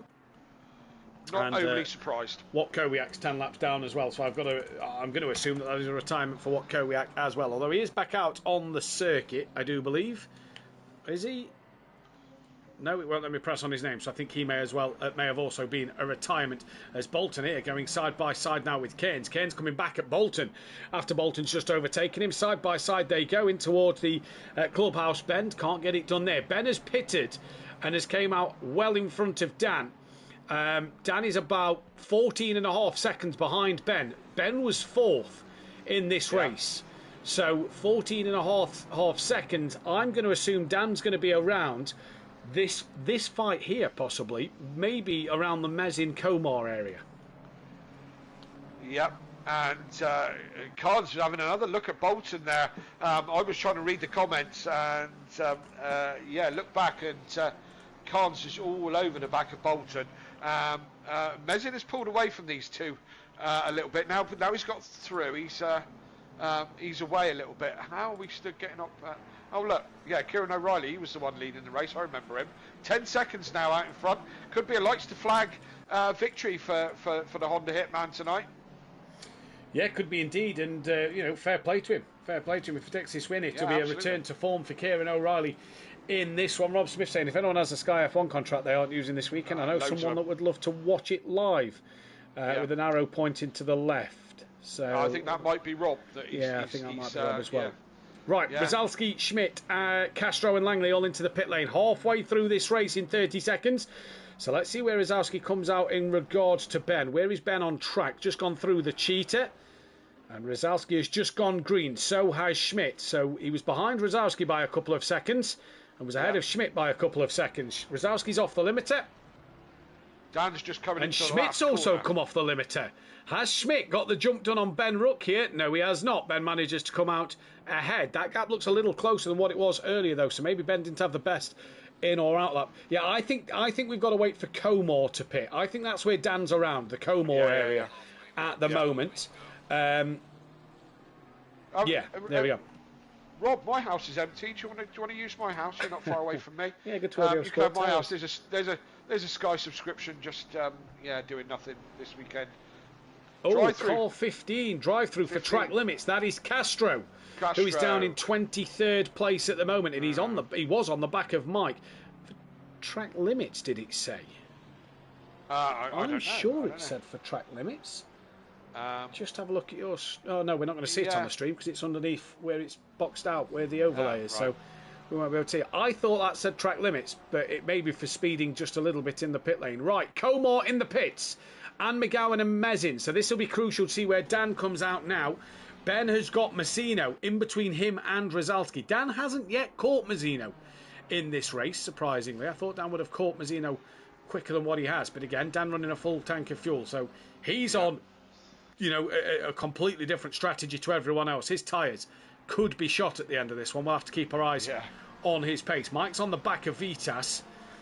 And as Cairns pitted, no, he has not. Who has in the gold category? De Court, who Vitas is 4 seconds behind. Langley's only a second off of Mike, so he's 1.3 off of Vitas. He can see Vitas there, look. So interesting. Right, where's Dan Davis? McGowan's off. McGowan's coming out the box. So is Comore, so is Mezin. Dan's coming out the final corner now. Yep. McGowan's off his limiter. Comore still off. He's off his limiter now, so Dan will get Comore. So I said, there you go. What a guy I am. You know what I mean? Around the Comore area, and he's in front of me. Have you done this before, have you? Once or twice, maybe. Yeah. Oh, dear. Yeah, so Dan's moving up the order. This strategy is, he's still got just under half the race to go on these tyres. That's the point now, isn't it? Yeah. As the leaders are in. We're at the point where I think Dan's now going to start to possibly feel his tyres a bit more. Now, so let's see what happens. Drive-through cleared for number 15. That's now, Castro. Ben Ruck was in front of, behind Daivs and in front of Selth. They're both in the pits now, so let's see how that's going to pan out. I've got on board with Ben Ruck. He's just at the top of the hill at the hairpin. Coming down, what's it called this bit? The crocodile or whatever? This is down the mine shaft. Oh, is it? Yeah, it looks just like it. Yeah, just like Pole Dark, that is. Yeah. They're then coming into the crocodiles now is where Ben is. O'Reilly's gone green. And not a clue. South Africans, probably. Not a clue. Must be a lake nearby full of crocodiles, I'd assume, or possibly. Something. Yeah. So Ben Ruck, Daivs is green, so Daivs is moving. Yeah. Brzezalski's got nowhere near Kieran O'Reilly, by the way. Daivs is now off the limiter, so I think Daivs has actually extended his gap to Ben. Silth is also off the limiter. Silth has jumped Ben, has he? Let's wait and see into turn one.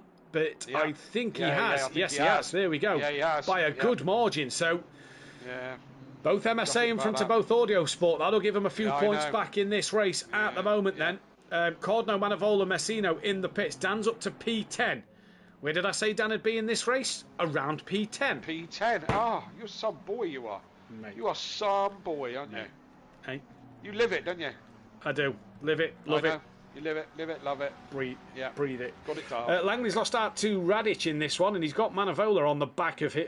He's got Butcher on the back of him. They're going to pass Cordno, exit in the pit lane, although Cordno could be in the thick of this fight, as he is. He's side by side with Langley through turn one. Langley will have the inside line for that of turn two. Into turn three, taps the side of Cordno, manages to hang on to it. Does Langley lose out to Butcher, though? No, he does not. Cordno's gone wide. That's now allowed Langley and Butcher through. So through goes Langley on Cardno then. And a bit of hip and shoulder between the two of them at turn 2.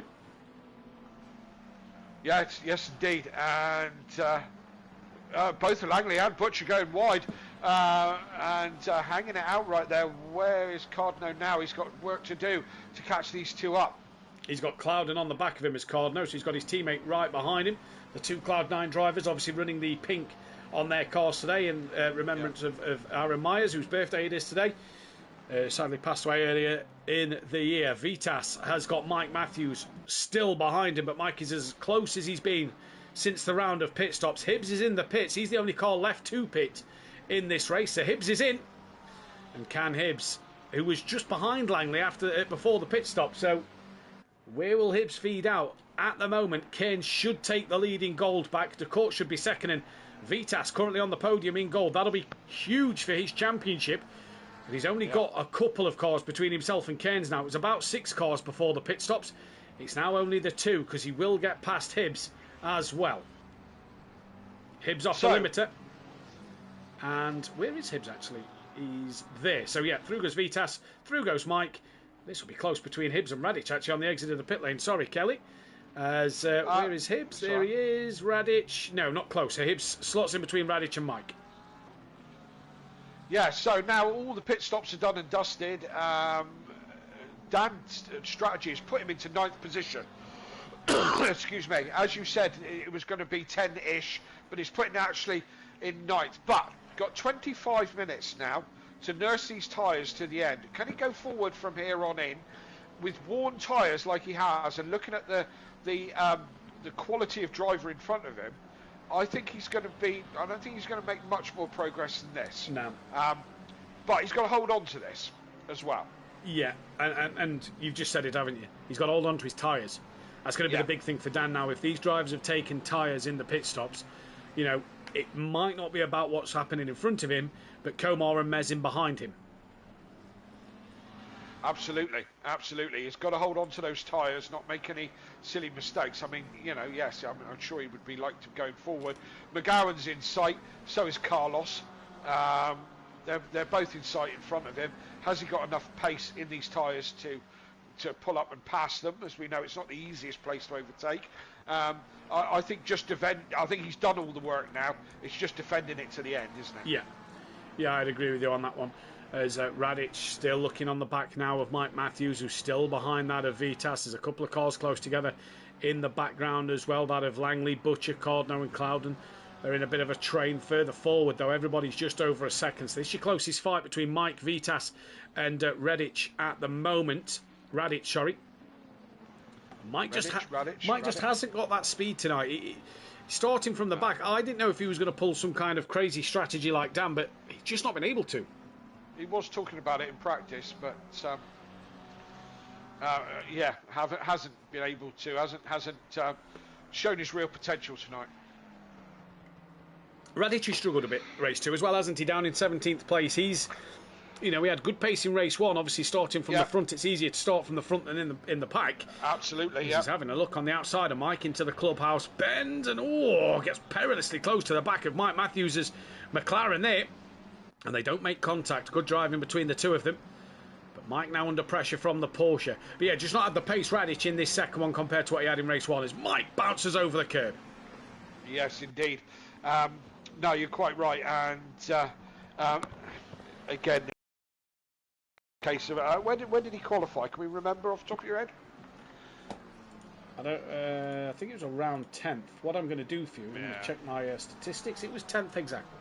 There we go, 10th. So, yeah, he hasn't gone forward. He's gone backwards in this race. But as he has a look round the outside of Mike Matthews there, I don't think it's going to work there. But he had a look at it anyway, showed him the nose. And driving the Porsche as well, not the easiest car to drive. Yeah. We know it's a bit of a lemon. He's doing quite well with it. But, the feature race... It's no Honda, is it? It's not. Unfortunately, no. One thing Vitas sorry, Kelly, go on. Oh no, I was just going to say a Honda's only brilliant in the hands of Kieran O'Reilly.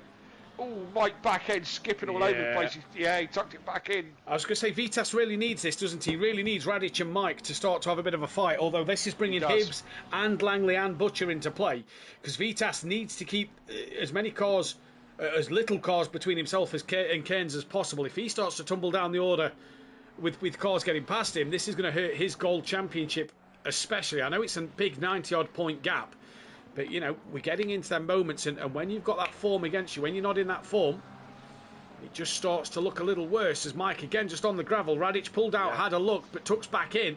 Closest fight on the track at the moment is this one. Yep, I've jumped back one position to Hibbs. Oh, Vitas has dropped it! On the outside curb! I think he's hit the wall.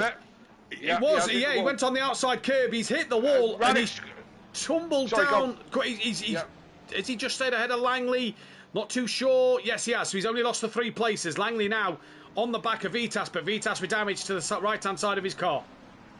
Radic went deep as well in the hairpin.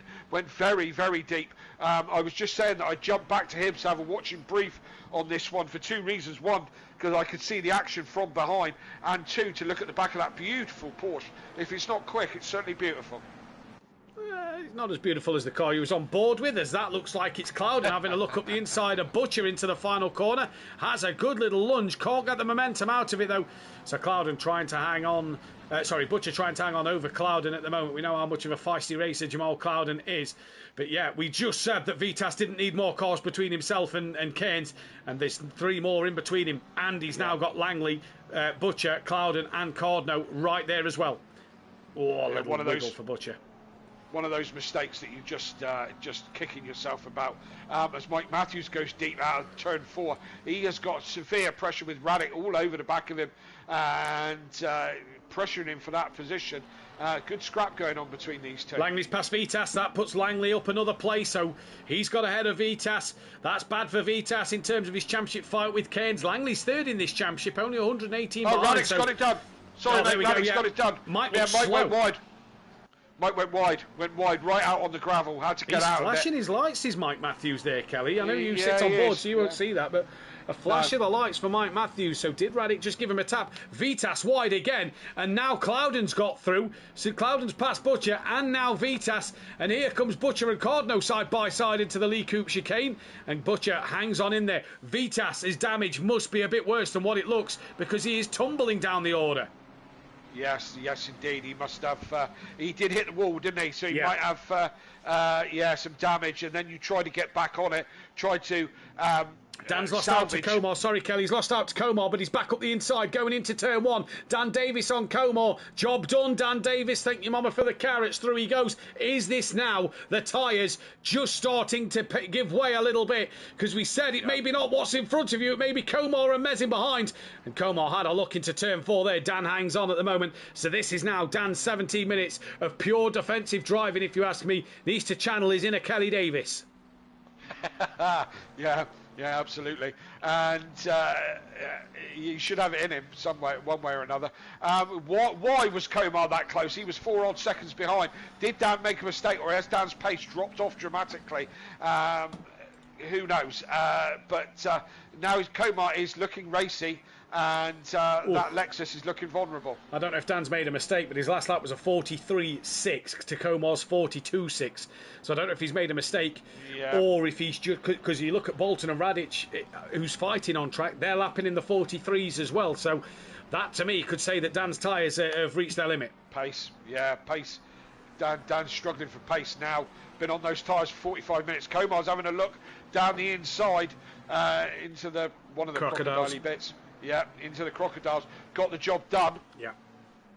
And can he just now drive off into the distance? I think it's the traction out the corners, isn't it? I think that's going to be the problem for Dan. Is a lot of these corners require good traction on the exit, and Dan just isn't going to have that on older tyres. Mezin's now only a handful of seconds behind.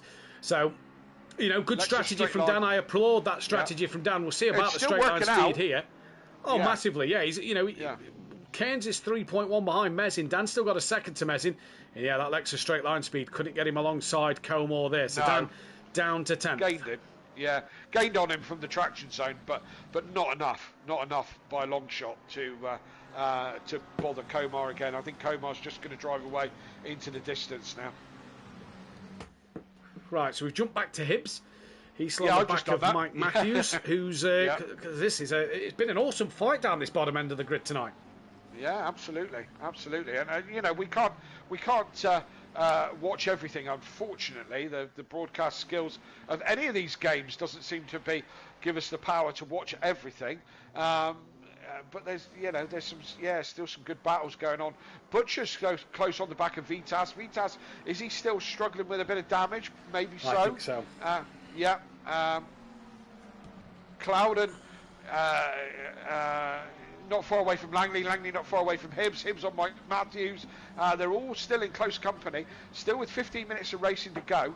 Anything could still happen here with these. Yeah, this could all kick off, couldn't it? You know, could be some late dramas. Vitas just needs to stay ahead of as many cars as he possibly can. What's he got? 1, 2, 3, 4, 5, 6, 7 cars between himself and Keynes. That's a good chunk of points that he's going to be losing out to Keynes. And Keynes is 12th place, so it's good points for Keynes in this one. Vitas just doesn't need to lose many more. And you've got Butcher behind him with Cardno not far behind. And Manavola as well, gaining on the back of Cardno. So that could at least be 3 more if Vitas is struggling with that car.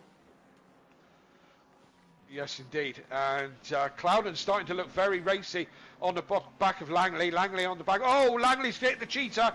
He's another one victim of the cheetahs, running wide. And where does he end up? He comes in back behind Cloudon, but lost him that position for going wide. Bonus is now, though, Cloudon's a quick driver. He can use Cloudon to maybe pull in Hibbs. So I know he's not done it on purpose, but I kind of like this from Langley. Follow now the quicker car of Cloudon in front to get it onto the back of Hibbs and maybe get through.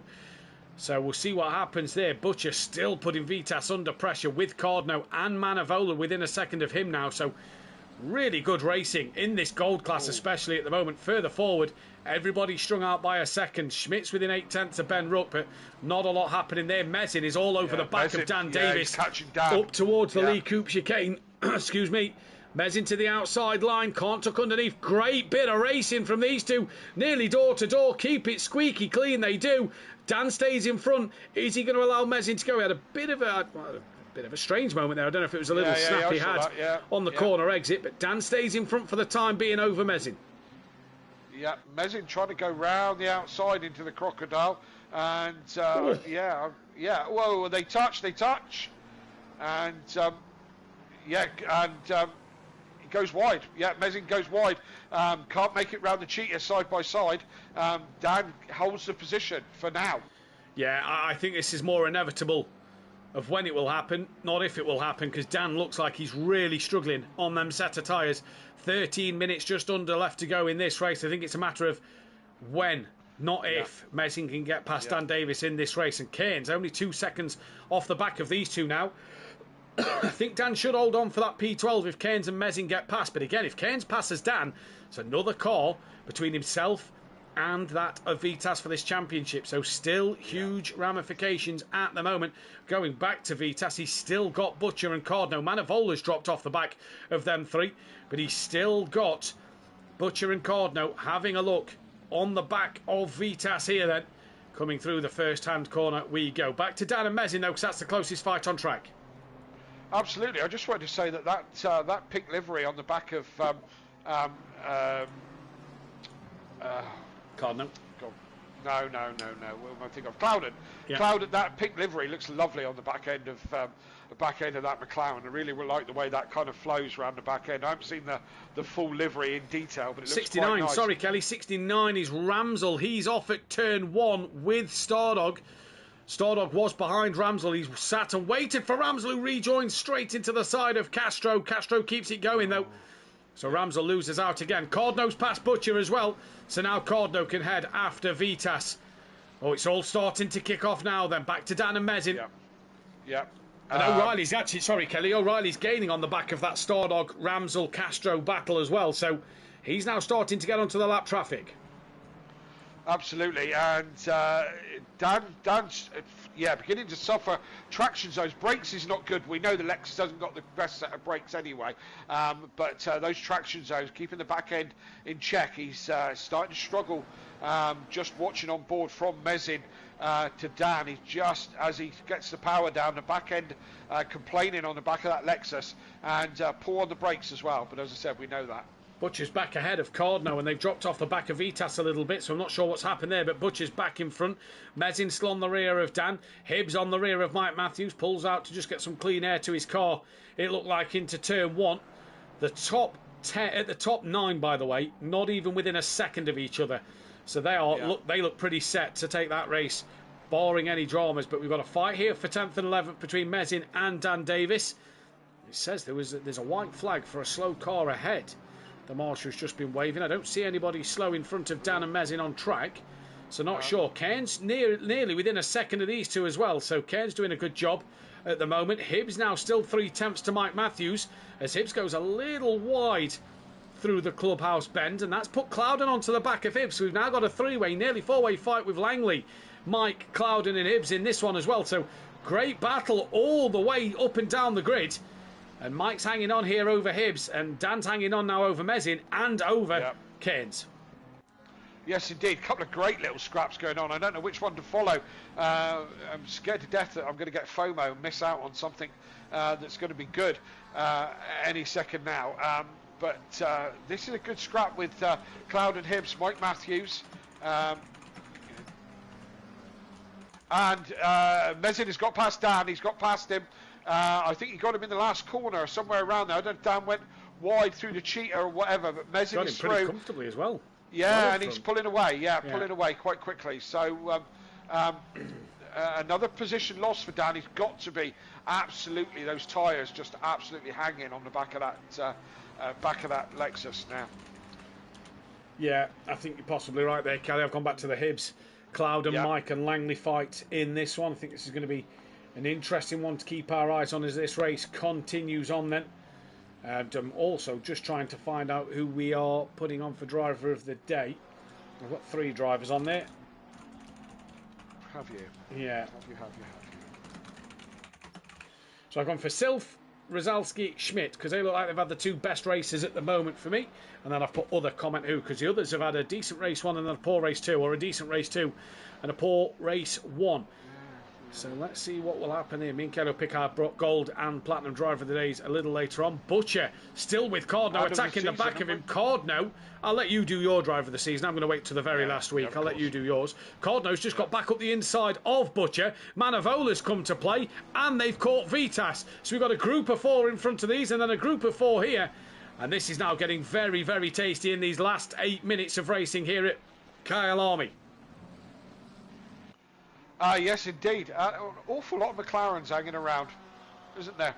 Yeah, still. Yeah, yes. There seems to be, Vitas, Butcher, Cardno, all McLarens.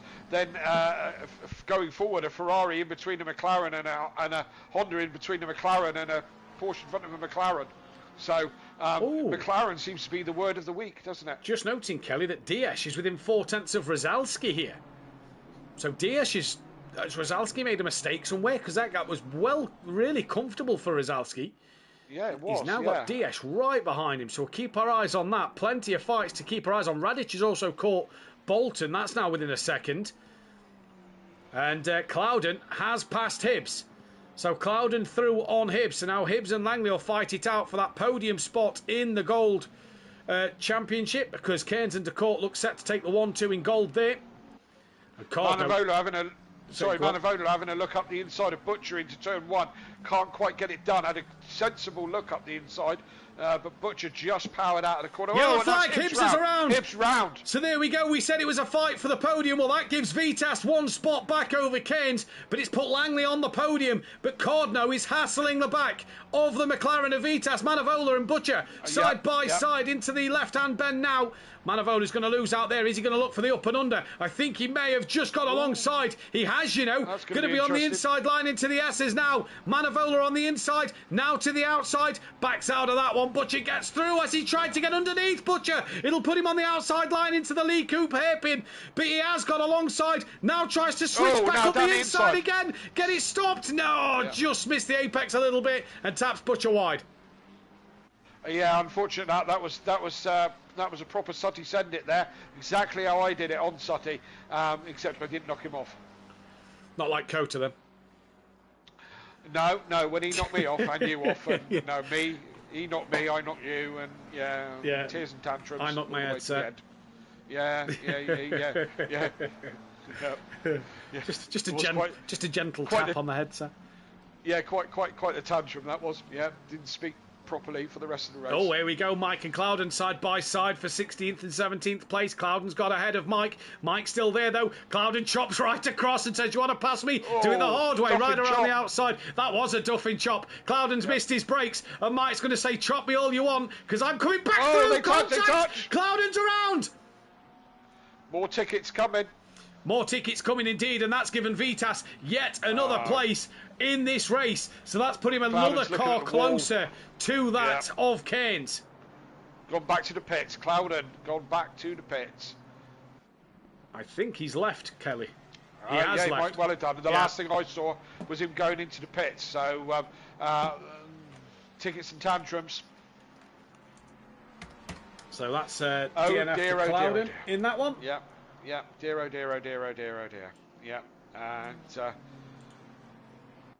Yeah. And right. Moving swiftly along. It was a great Duffin chop there. We had a Sutty send it and a Duffin chop all in the same lap. That was great. It's like racing in the old days again, isn't it? Yeah, absolutely. And don't forget, you can get your book of the big book of excuses written by myself and contributions from Matt Duffin, Mike Matthews. Rosowski's got DS 2 tenths now. Sylv's nearly within a second of this with 4 minutes to go. Vitas has gone wide. Cardano didn't quite get a chance to punish him. Went very wide. Cardano wasn't prepared to go side by side through the cheater. I totally understand why. But he's on the back of him now. He's got a good run out of the last corner. Vitas comes across, just covering him down, shutting him down into the pit wall. And Cardano with nowhere to go, really. He's having a look. He wants to stay on that inside line. He's going to swap to the outside. Going to try it from there. Is he going to try and switch back around this? Manavola is right in this one as well. And he's coming into play as they go up the hill. This is where it all went wrong for Mike and the other guy just a minute ago. Cardano. I keep forgetting his name tonight. How can I forget Jamal? Cardano still looking racy on the back of Vitas. He is indeed, and Vitas has gained 2 places. He could lose 3 in this one towards the end. It's very, very tight at the back.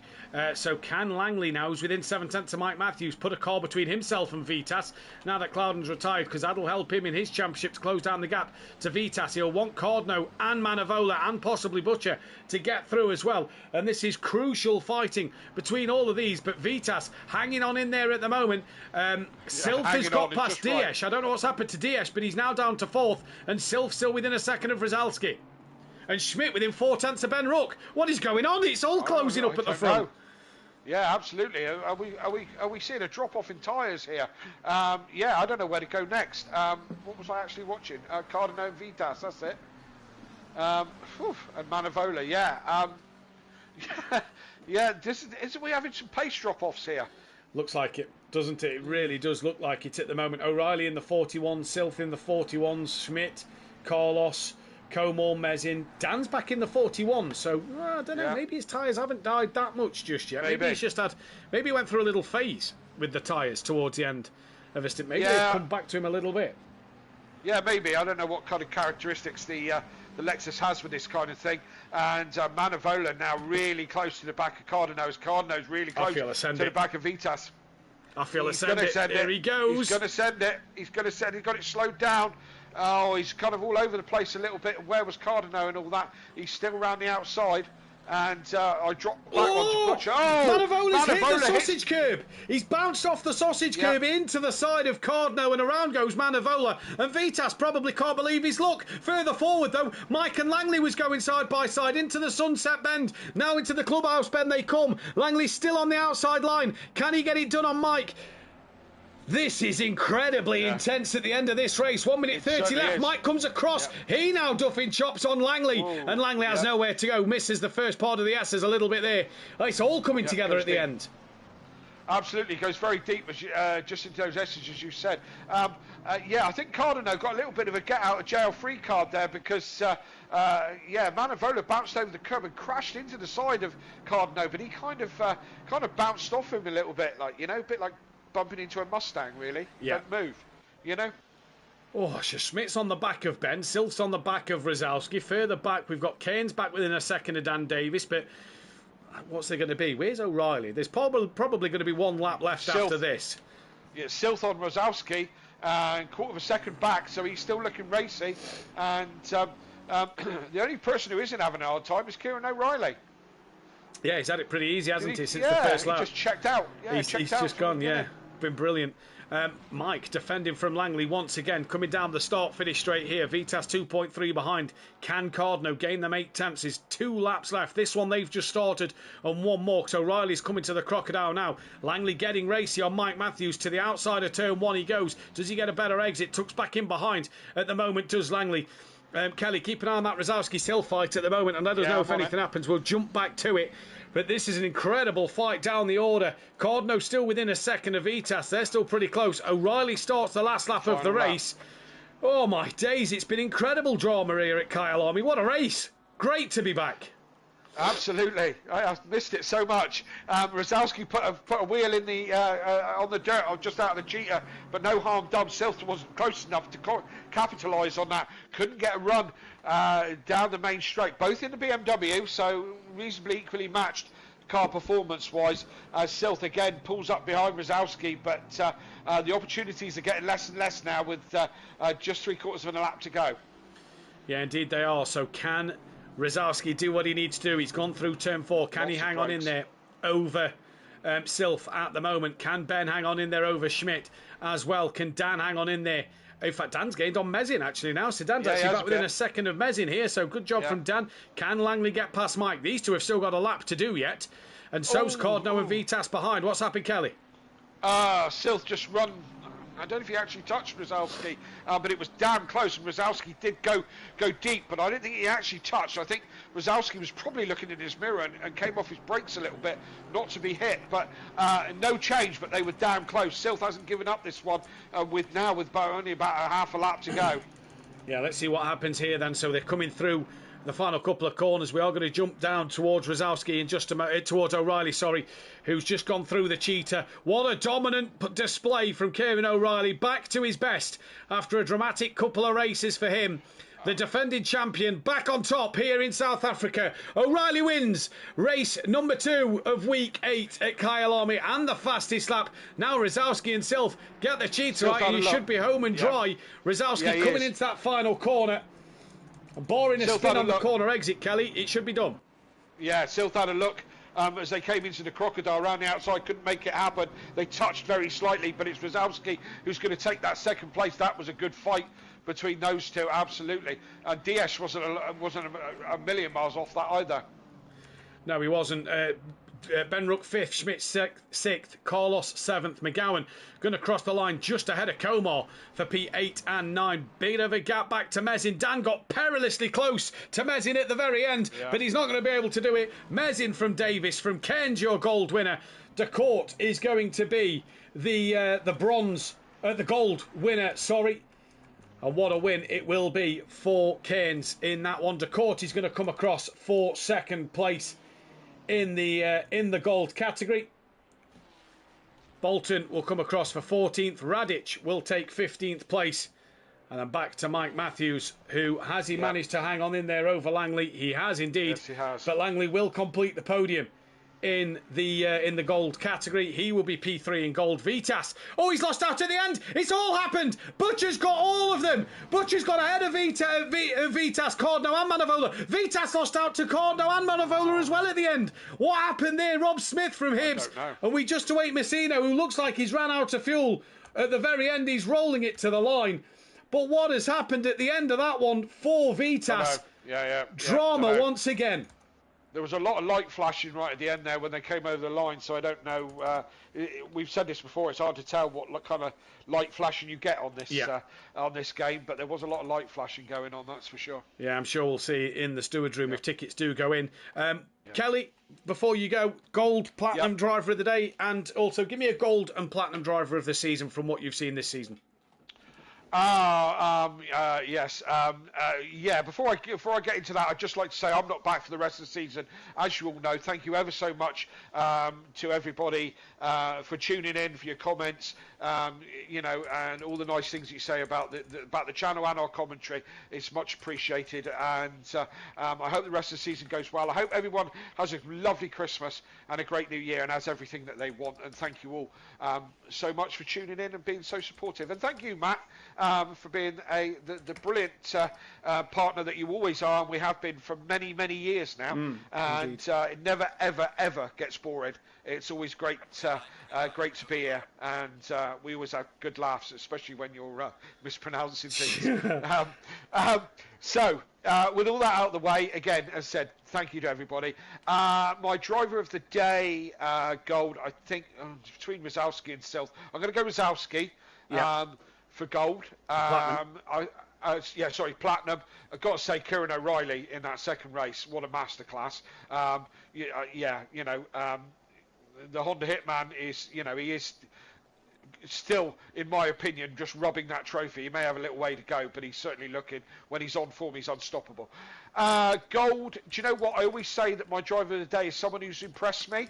May not be the overall results out of the whole night, but I thought Stardog in race 1 was looking really good, really classy, really racy. So for his race 1 performance alone, I'm going for Stardog for gold driver of the day for me. Fair enough. Yeah, and as I said, I've said how I come to my conclusions. Platinum driver of the season. Now, I had really high hopes for Hooper, and I said that he was the outside bet for the championship. Unfortunately, he's retired from the championship or whatever, and had a few bad races. I was really hoping he was going to do well. Gold, I've got to say, Kieran O'Reilly, just absolutely brilliant. For Platinum. But I'm going to say Rosowski for Platinum driver of the season. He's come, from almost unknown to being, very, very quick. And I'd like to say Langley's still in there for gold as well. He was for Pro-Am champion. He was looking very outclassed by Vitas at the start of the season, but Langley's coming back into his own. So again, under pressure to pick somebody, I would say Langley for my gold driver of the season so far, because the season's not over. No. Just because I'm leaving doesn't mean you have to. Any of the rest of you have to stop watching. Indeed. Well, Kelly, it's been an absolute pleasure as always. Yep. We are going to shoot over to the Discord chat. You enjoy your holidays, Kelly. Go on. I will do. Any idea when the new season's going to start? I suppose round about the end of January, beginning of February. Okay, well, I look forward to being back. Everyone enjoy your Christmas. Indeed. And everyone take care. Have a good one, Kelly. Safe travels to you and your partner, and have a good time in New Zealand. We'll head over to the Discord chat, though, for the interviews with the drivers.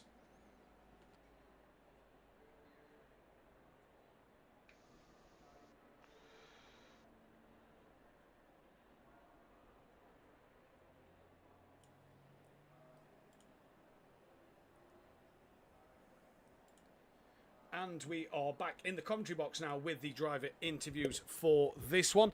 We have got a few drivers sat waiting, but I can tell you the championship standings as they look at the moment before we get into these driver chats. Sylph leads the way, 47 points clear now of Rosowski, who moves up into second place. Ben Rook sits P3, 51 behind.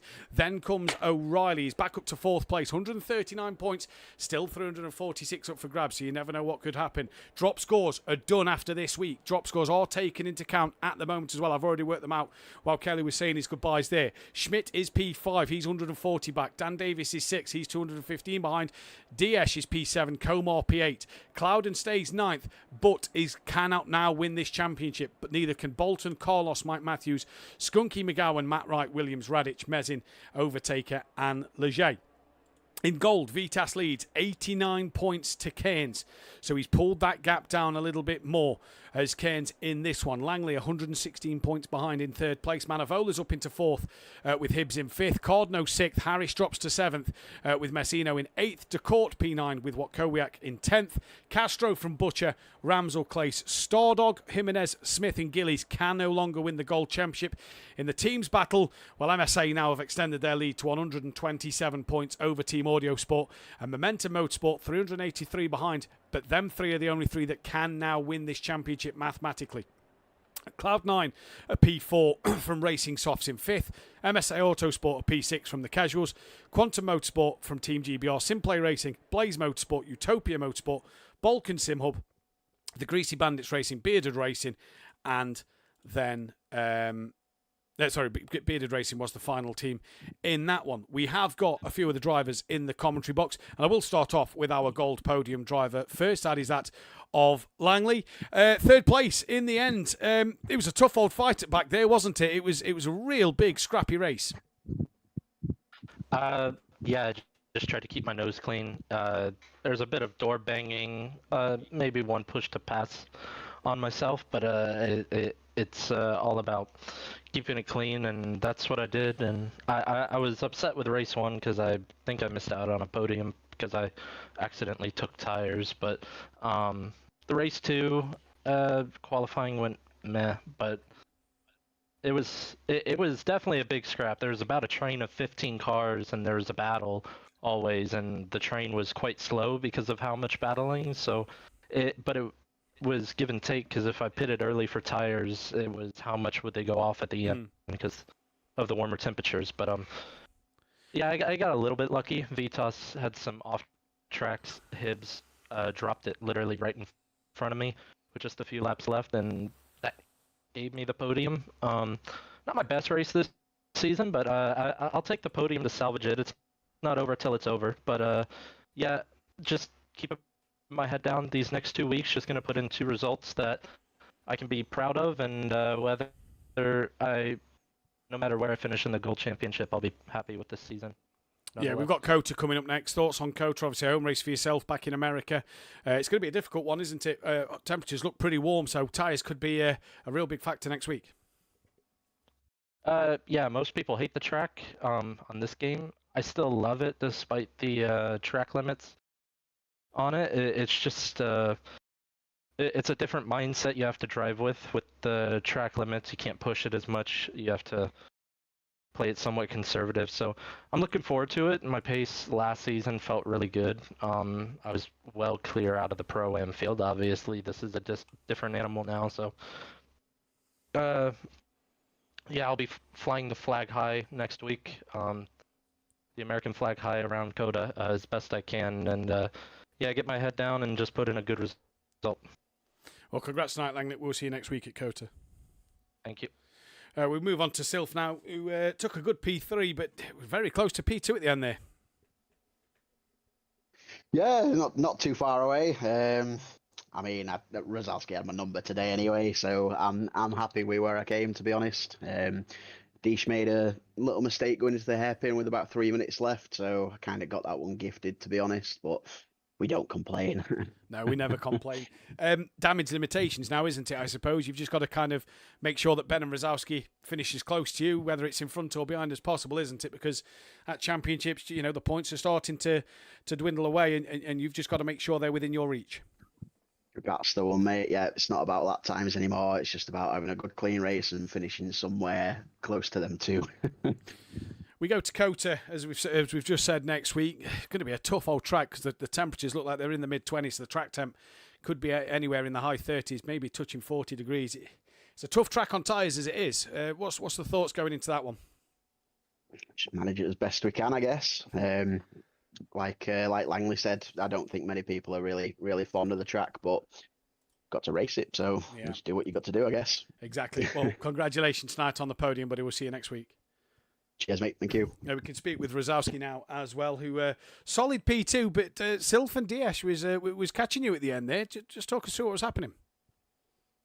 Yeah, like for the first 45 minutes of the race, I was having pretty chill drive. Like obviously I was pushing very hard, but they weren't like within reach.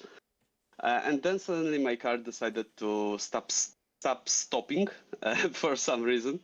So they got really, really close. Had some side-by-side moment with the Aston. I cannot pronounce his surname, so I'm sorry. But I don't think there was a contact. He just missed the breaking point, I guess. And then, yeah, Sylph was like on my ass the whole last 5-7 minutes, whatever it was. Was crazy. I definitely need a shower after that one. You've managed to just chip away a few more points out of that championship lead. You're second in the championship now. It's going to be tough, though. 4 races left, 2 at Cota, 2 at Donington Park. You've just got to keep chipping away, haven't you? Let's see what happens. Like on Cota, totally combined throughout the 3 years I'm playing Assetto Corsa Competizione. I've driven 11 laps. So I got a whole week to master the track, and yeah, let's see what happens. If I've seen you in the lobby before, you'll be putting them laps in, I'm sure. Oh, 100%. Thoughts on Cota, though, as a circuit? Thoughts on what you think you can do next week? Obviously, you've just said a lot of testing to do, but thoughts on the circuit? I'm just gonna give it my best as always, and hopefully I can close the gap a little bit more, but it's gonna be a challenge. I'm facing the best of the best here, so yeah, let the best win. Indeed. Well, congratulations on the podium tonight. Enjoy that one. Thank We'll you, see you next time out. And we can speak with Kieran O'Reilly now, race winner once again. Kieran, it's been a while. You've been a bit of a dip in form recently, whether it's been your own dramas or incidents caught up in. But back on the top step, back to winning in the Honda. That must feel nice.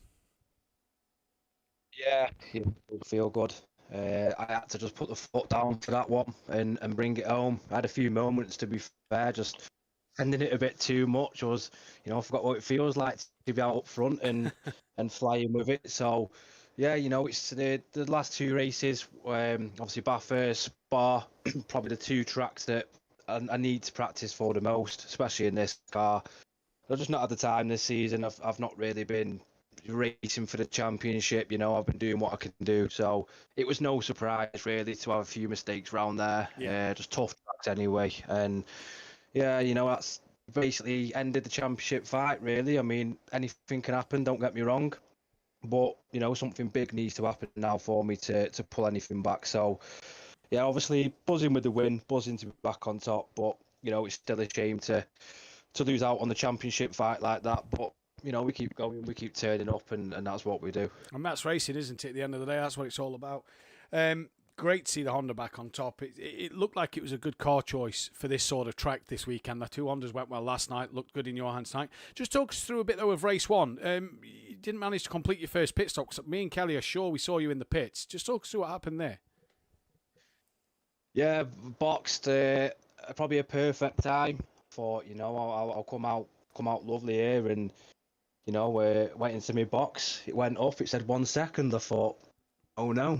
So yeah, it's what happens. I'm not on the game. I'm not really practicing that sort of stuff, and it's just easy to forget. Didn't put the litre in and had to box again, which is a shame because I probably could have had a 4th, 5th, 3rd maybe in race 1 as well. So yeah, it's a shame, to deal with. Bathurst and Spa, both of them, there wasn't a lack of pace, just stupid mistakes, and same again in race 1. But I've redeemed it now with the feature race, and I can take that confidence into next week now around another tricky track. Exactly. Talk us through a bit about Cota. What's your thoughts for it? What can you do? Personally, obviously, I don't like the track. I don't think many people do, but I also don't really mind racing there at the same time, which is weird to say. If you can get in a groove round there, you can sort of fly with it, and it's actually not a bad track to race at. So I think everyone's going to be in the same boat. It's going to be a tough old night, and I suppose it's an ideal track for, any mishaps to happen for me to claw some points back. So, anything can happen. But like I say, it's a tough track, and we just got to see what we can do. We just got to keep turning up now to the end of the season. If we can get a few more race wins, that'll be lovely. But, the other boys deserve it more, this championship. I'm quite content with that. They've been turning up, putting the time in. So fair play to him. Made the best man win. Indeed.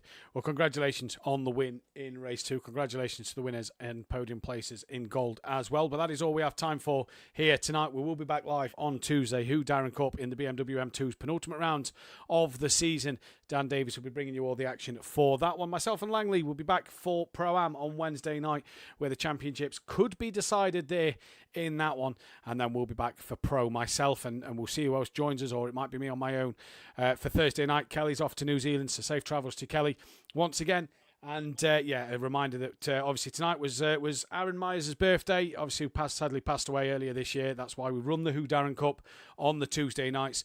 So, obviously you saw a few cars run the pink colours there tonight. That was in honour of him. So hopefully, if anybody of his friends and family are watching, hopefully we've done you proud once again. But we'll be back next week for the Circuit of the Americas before heading back to SimPlay's home at Donington Park for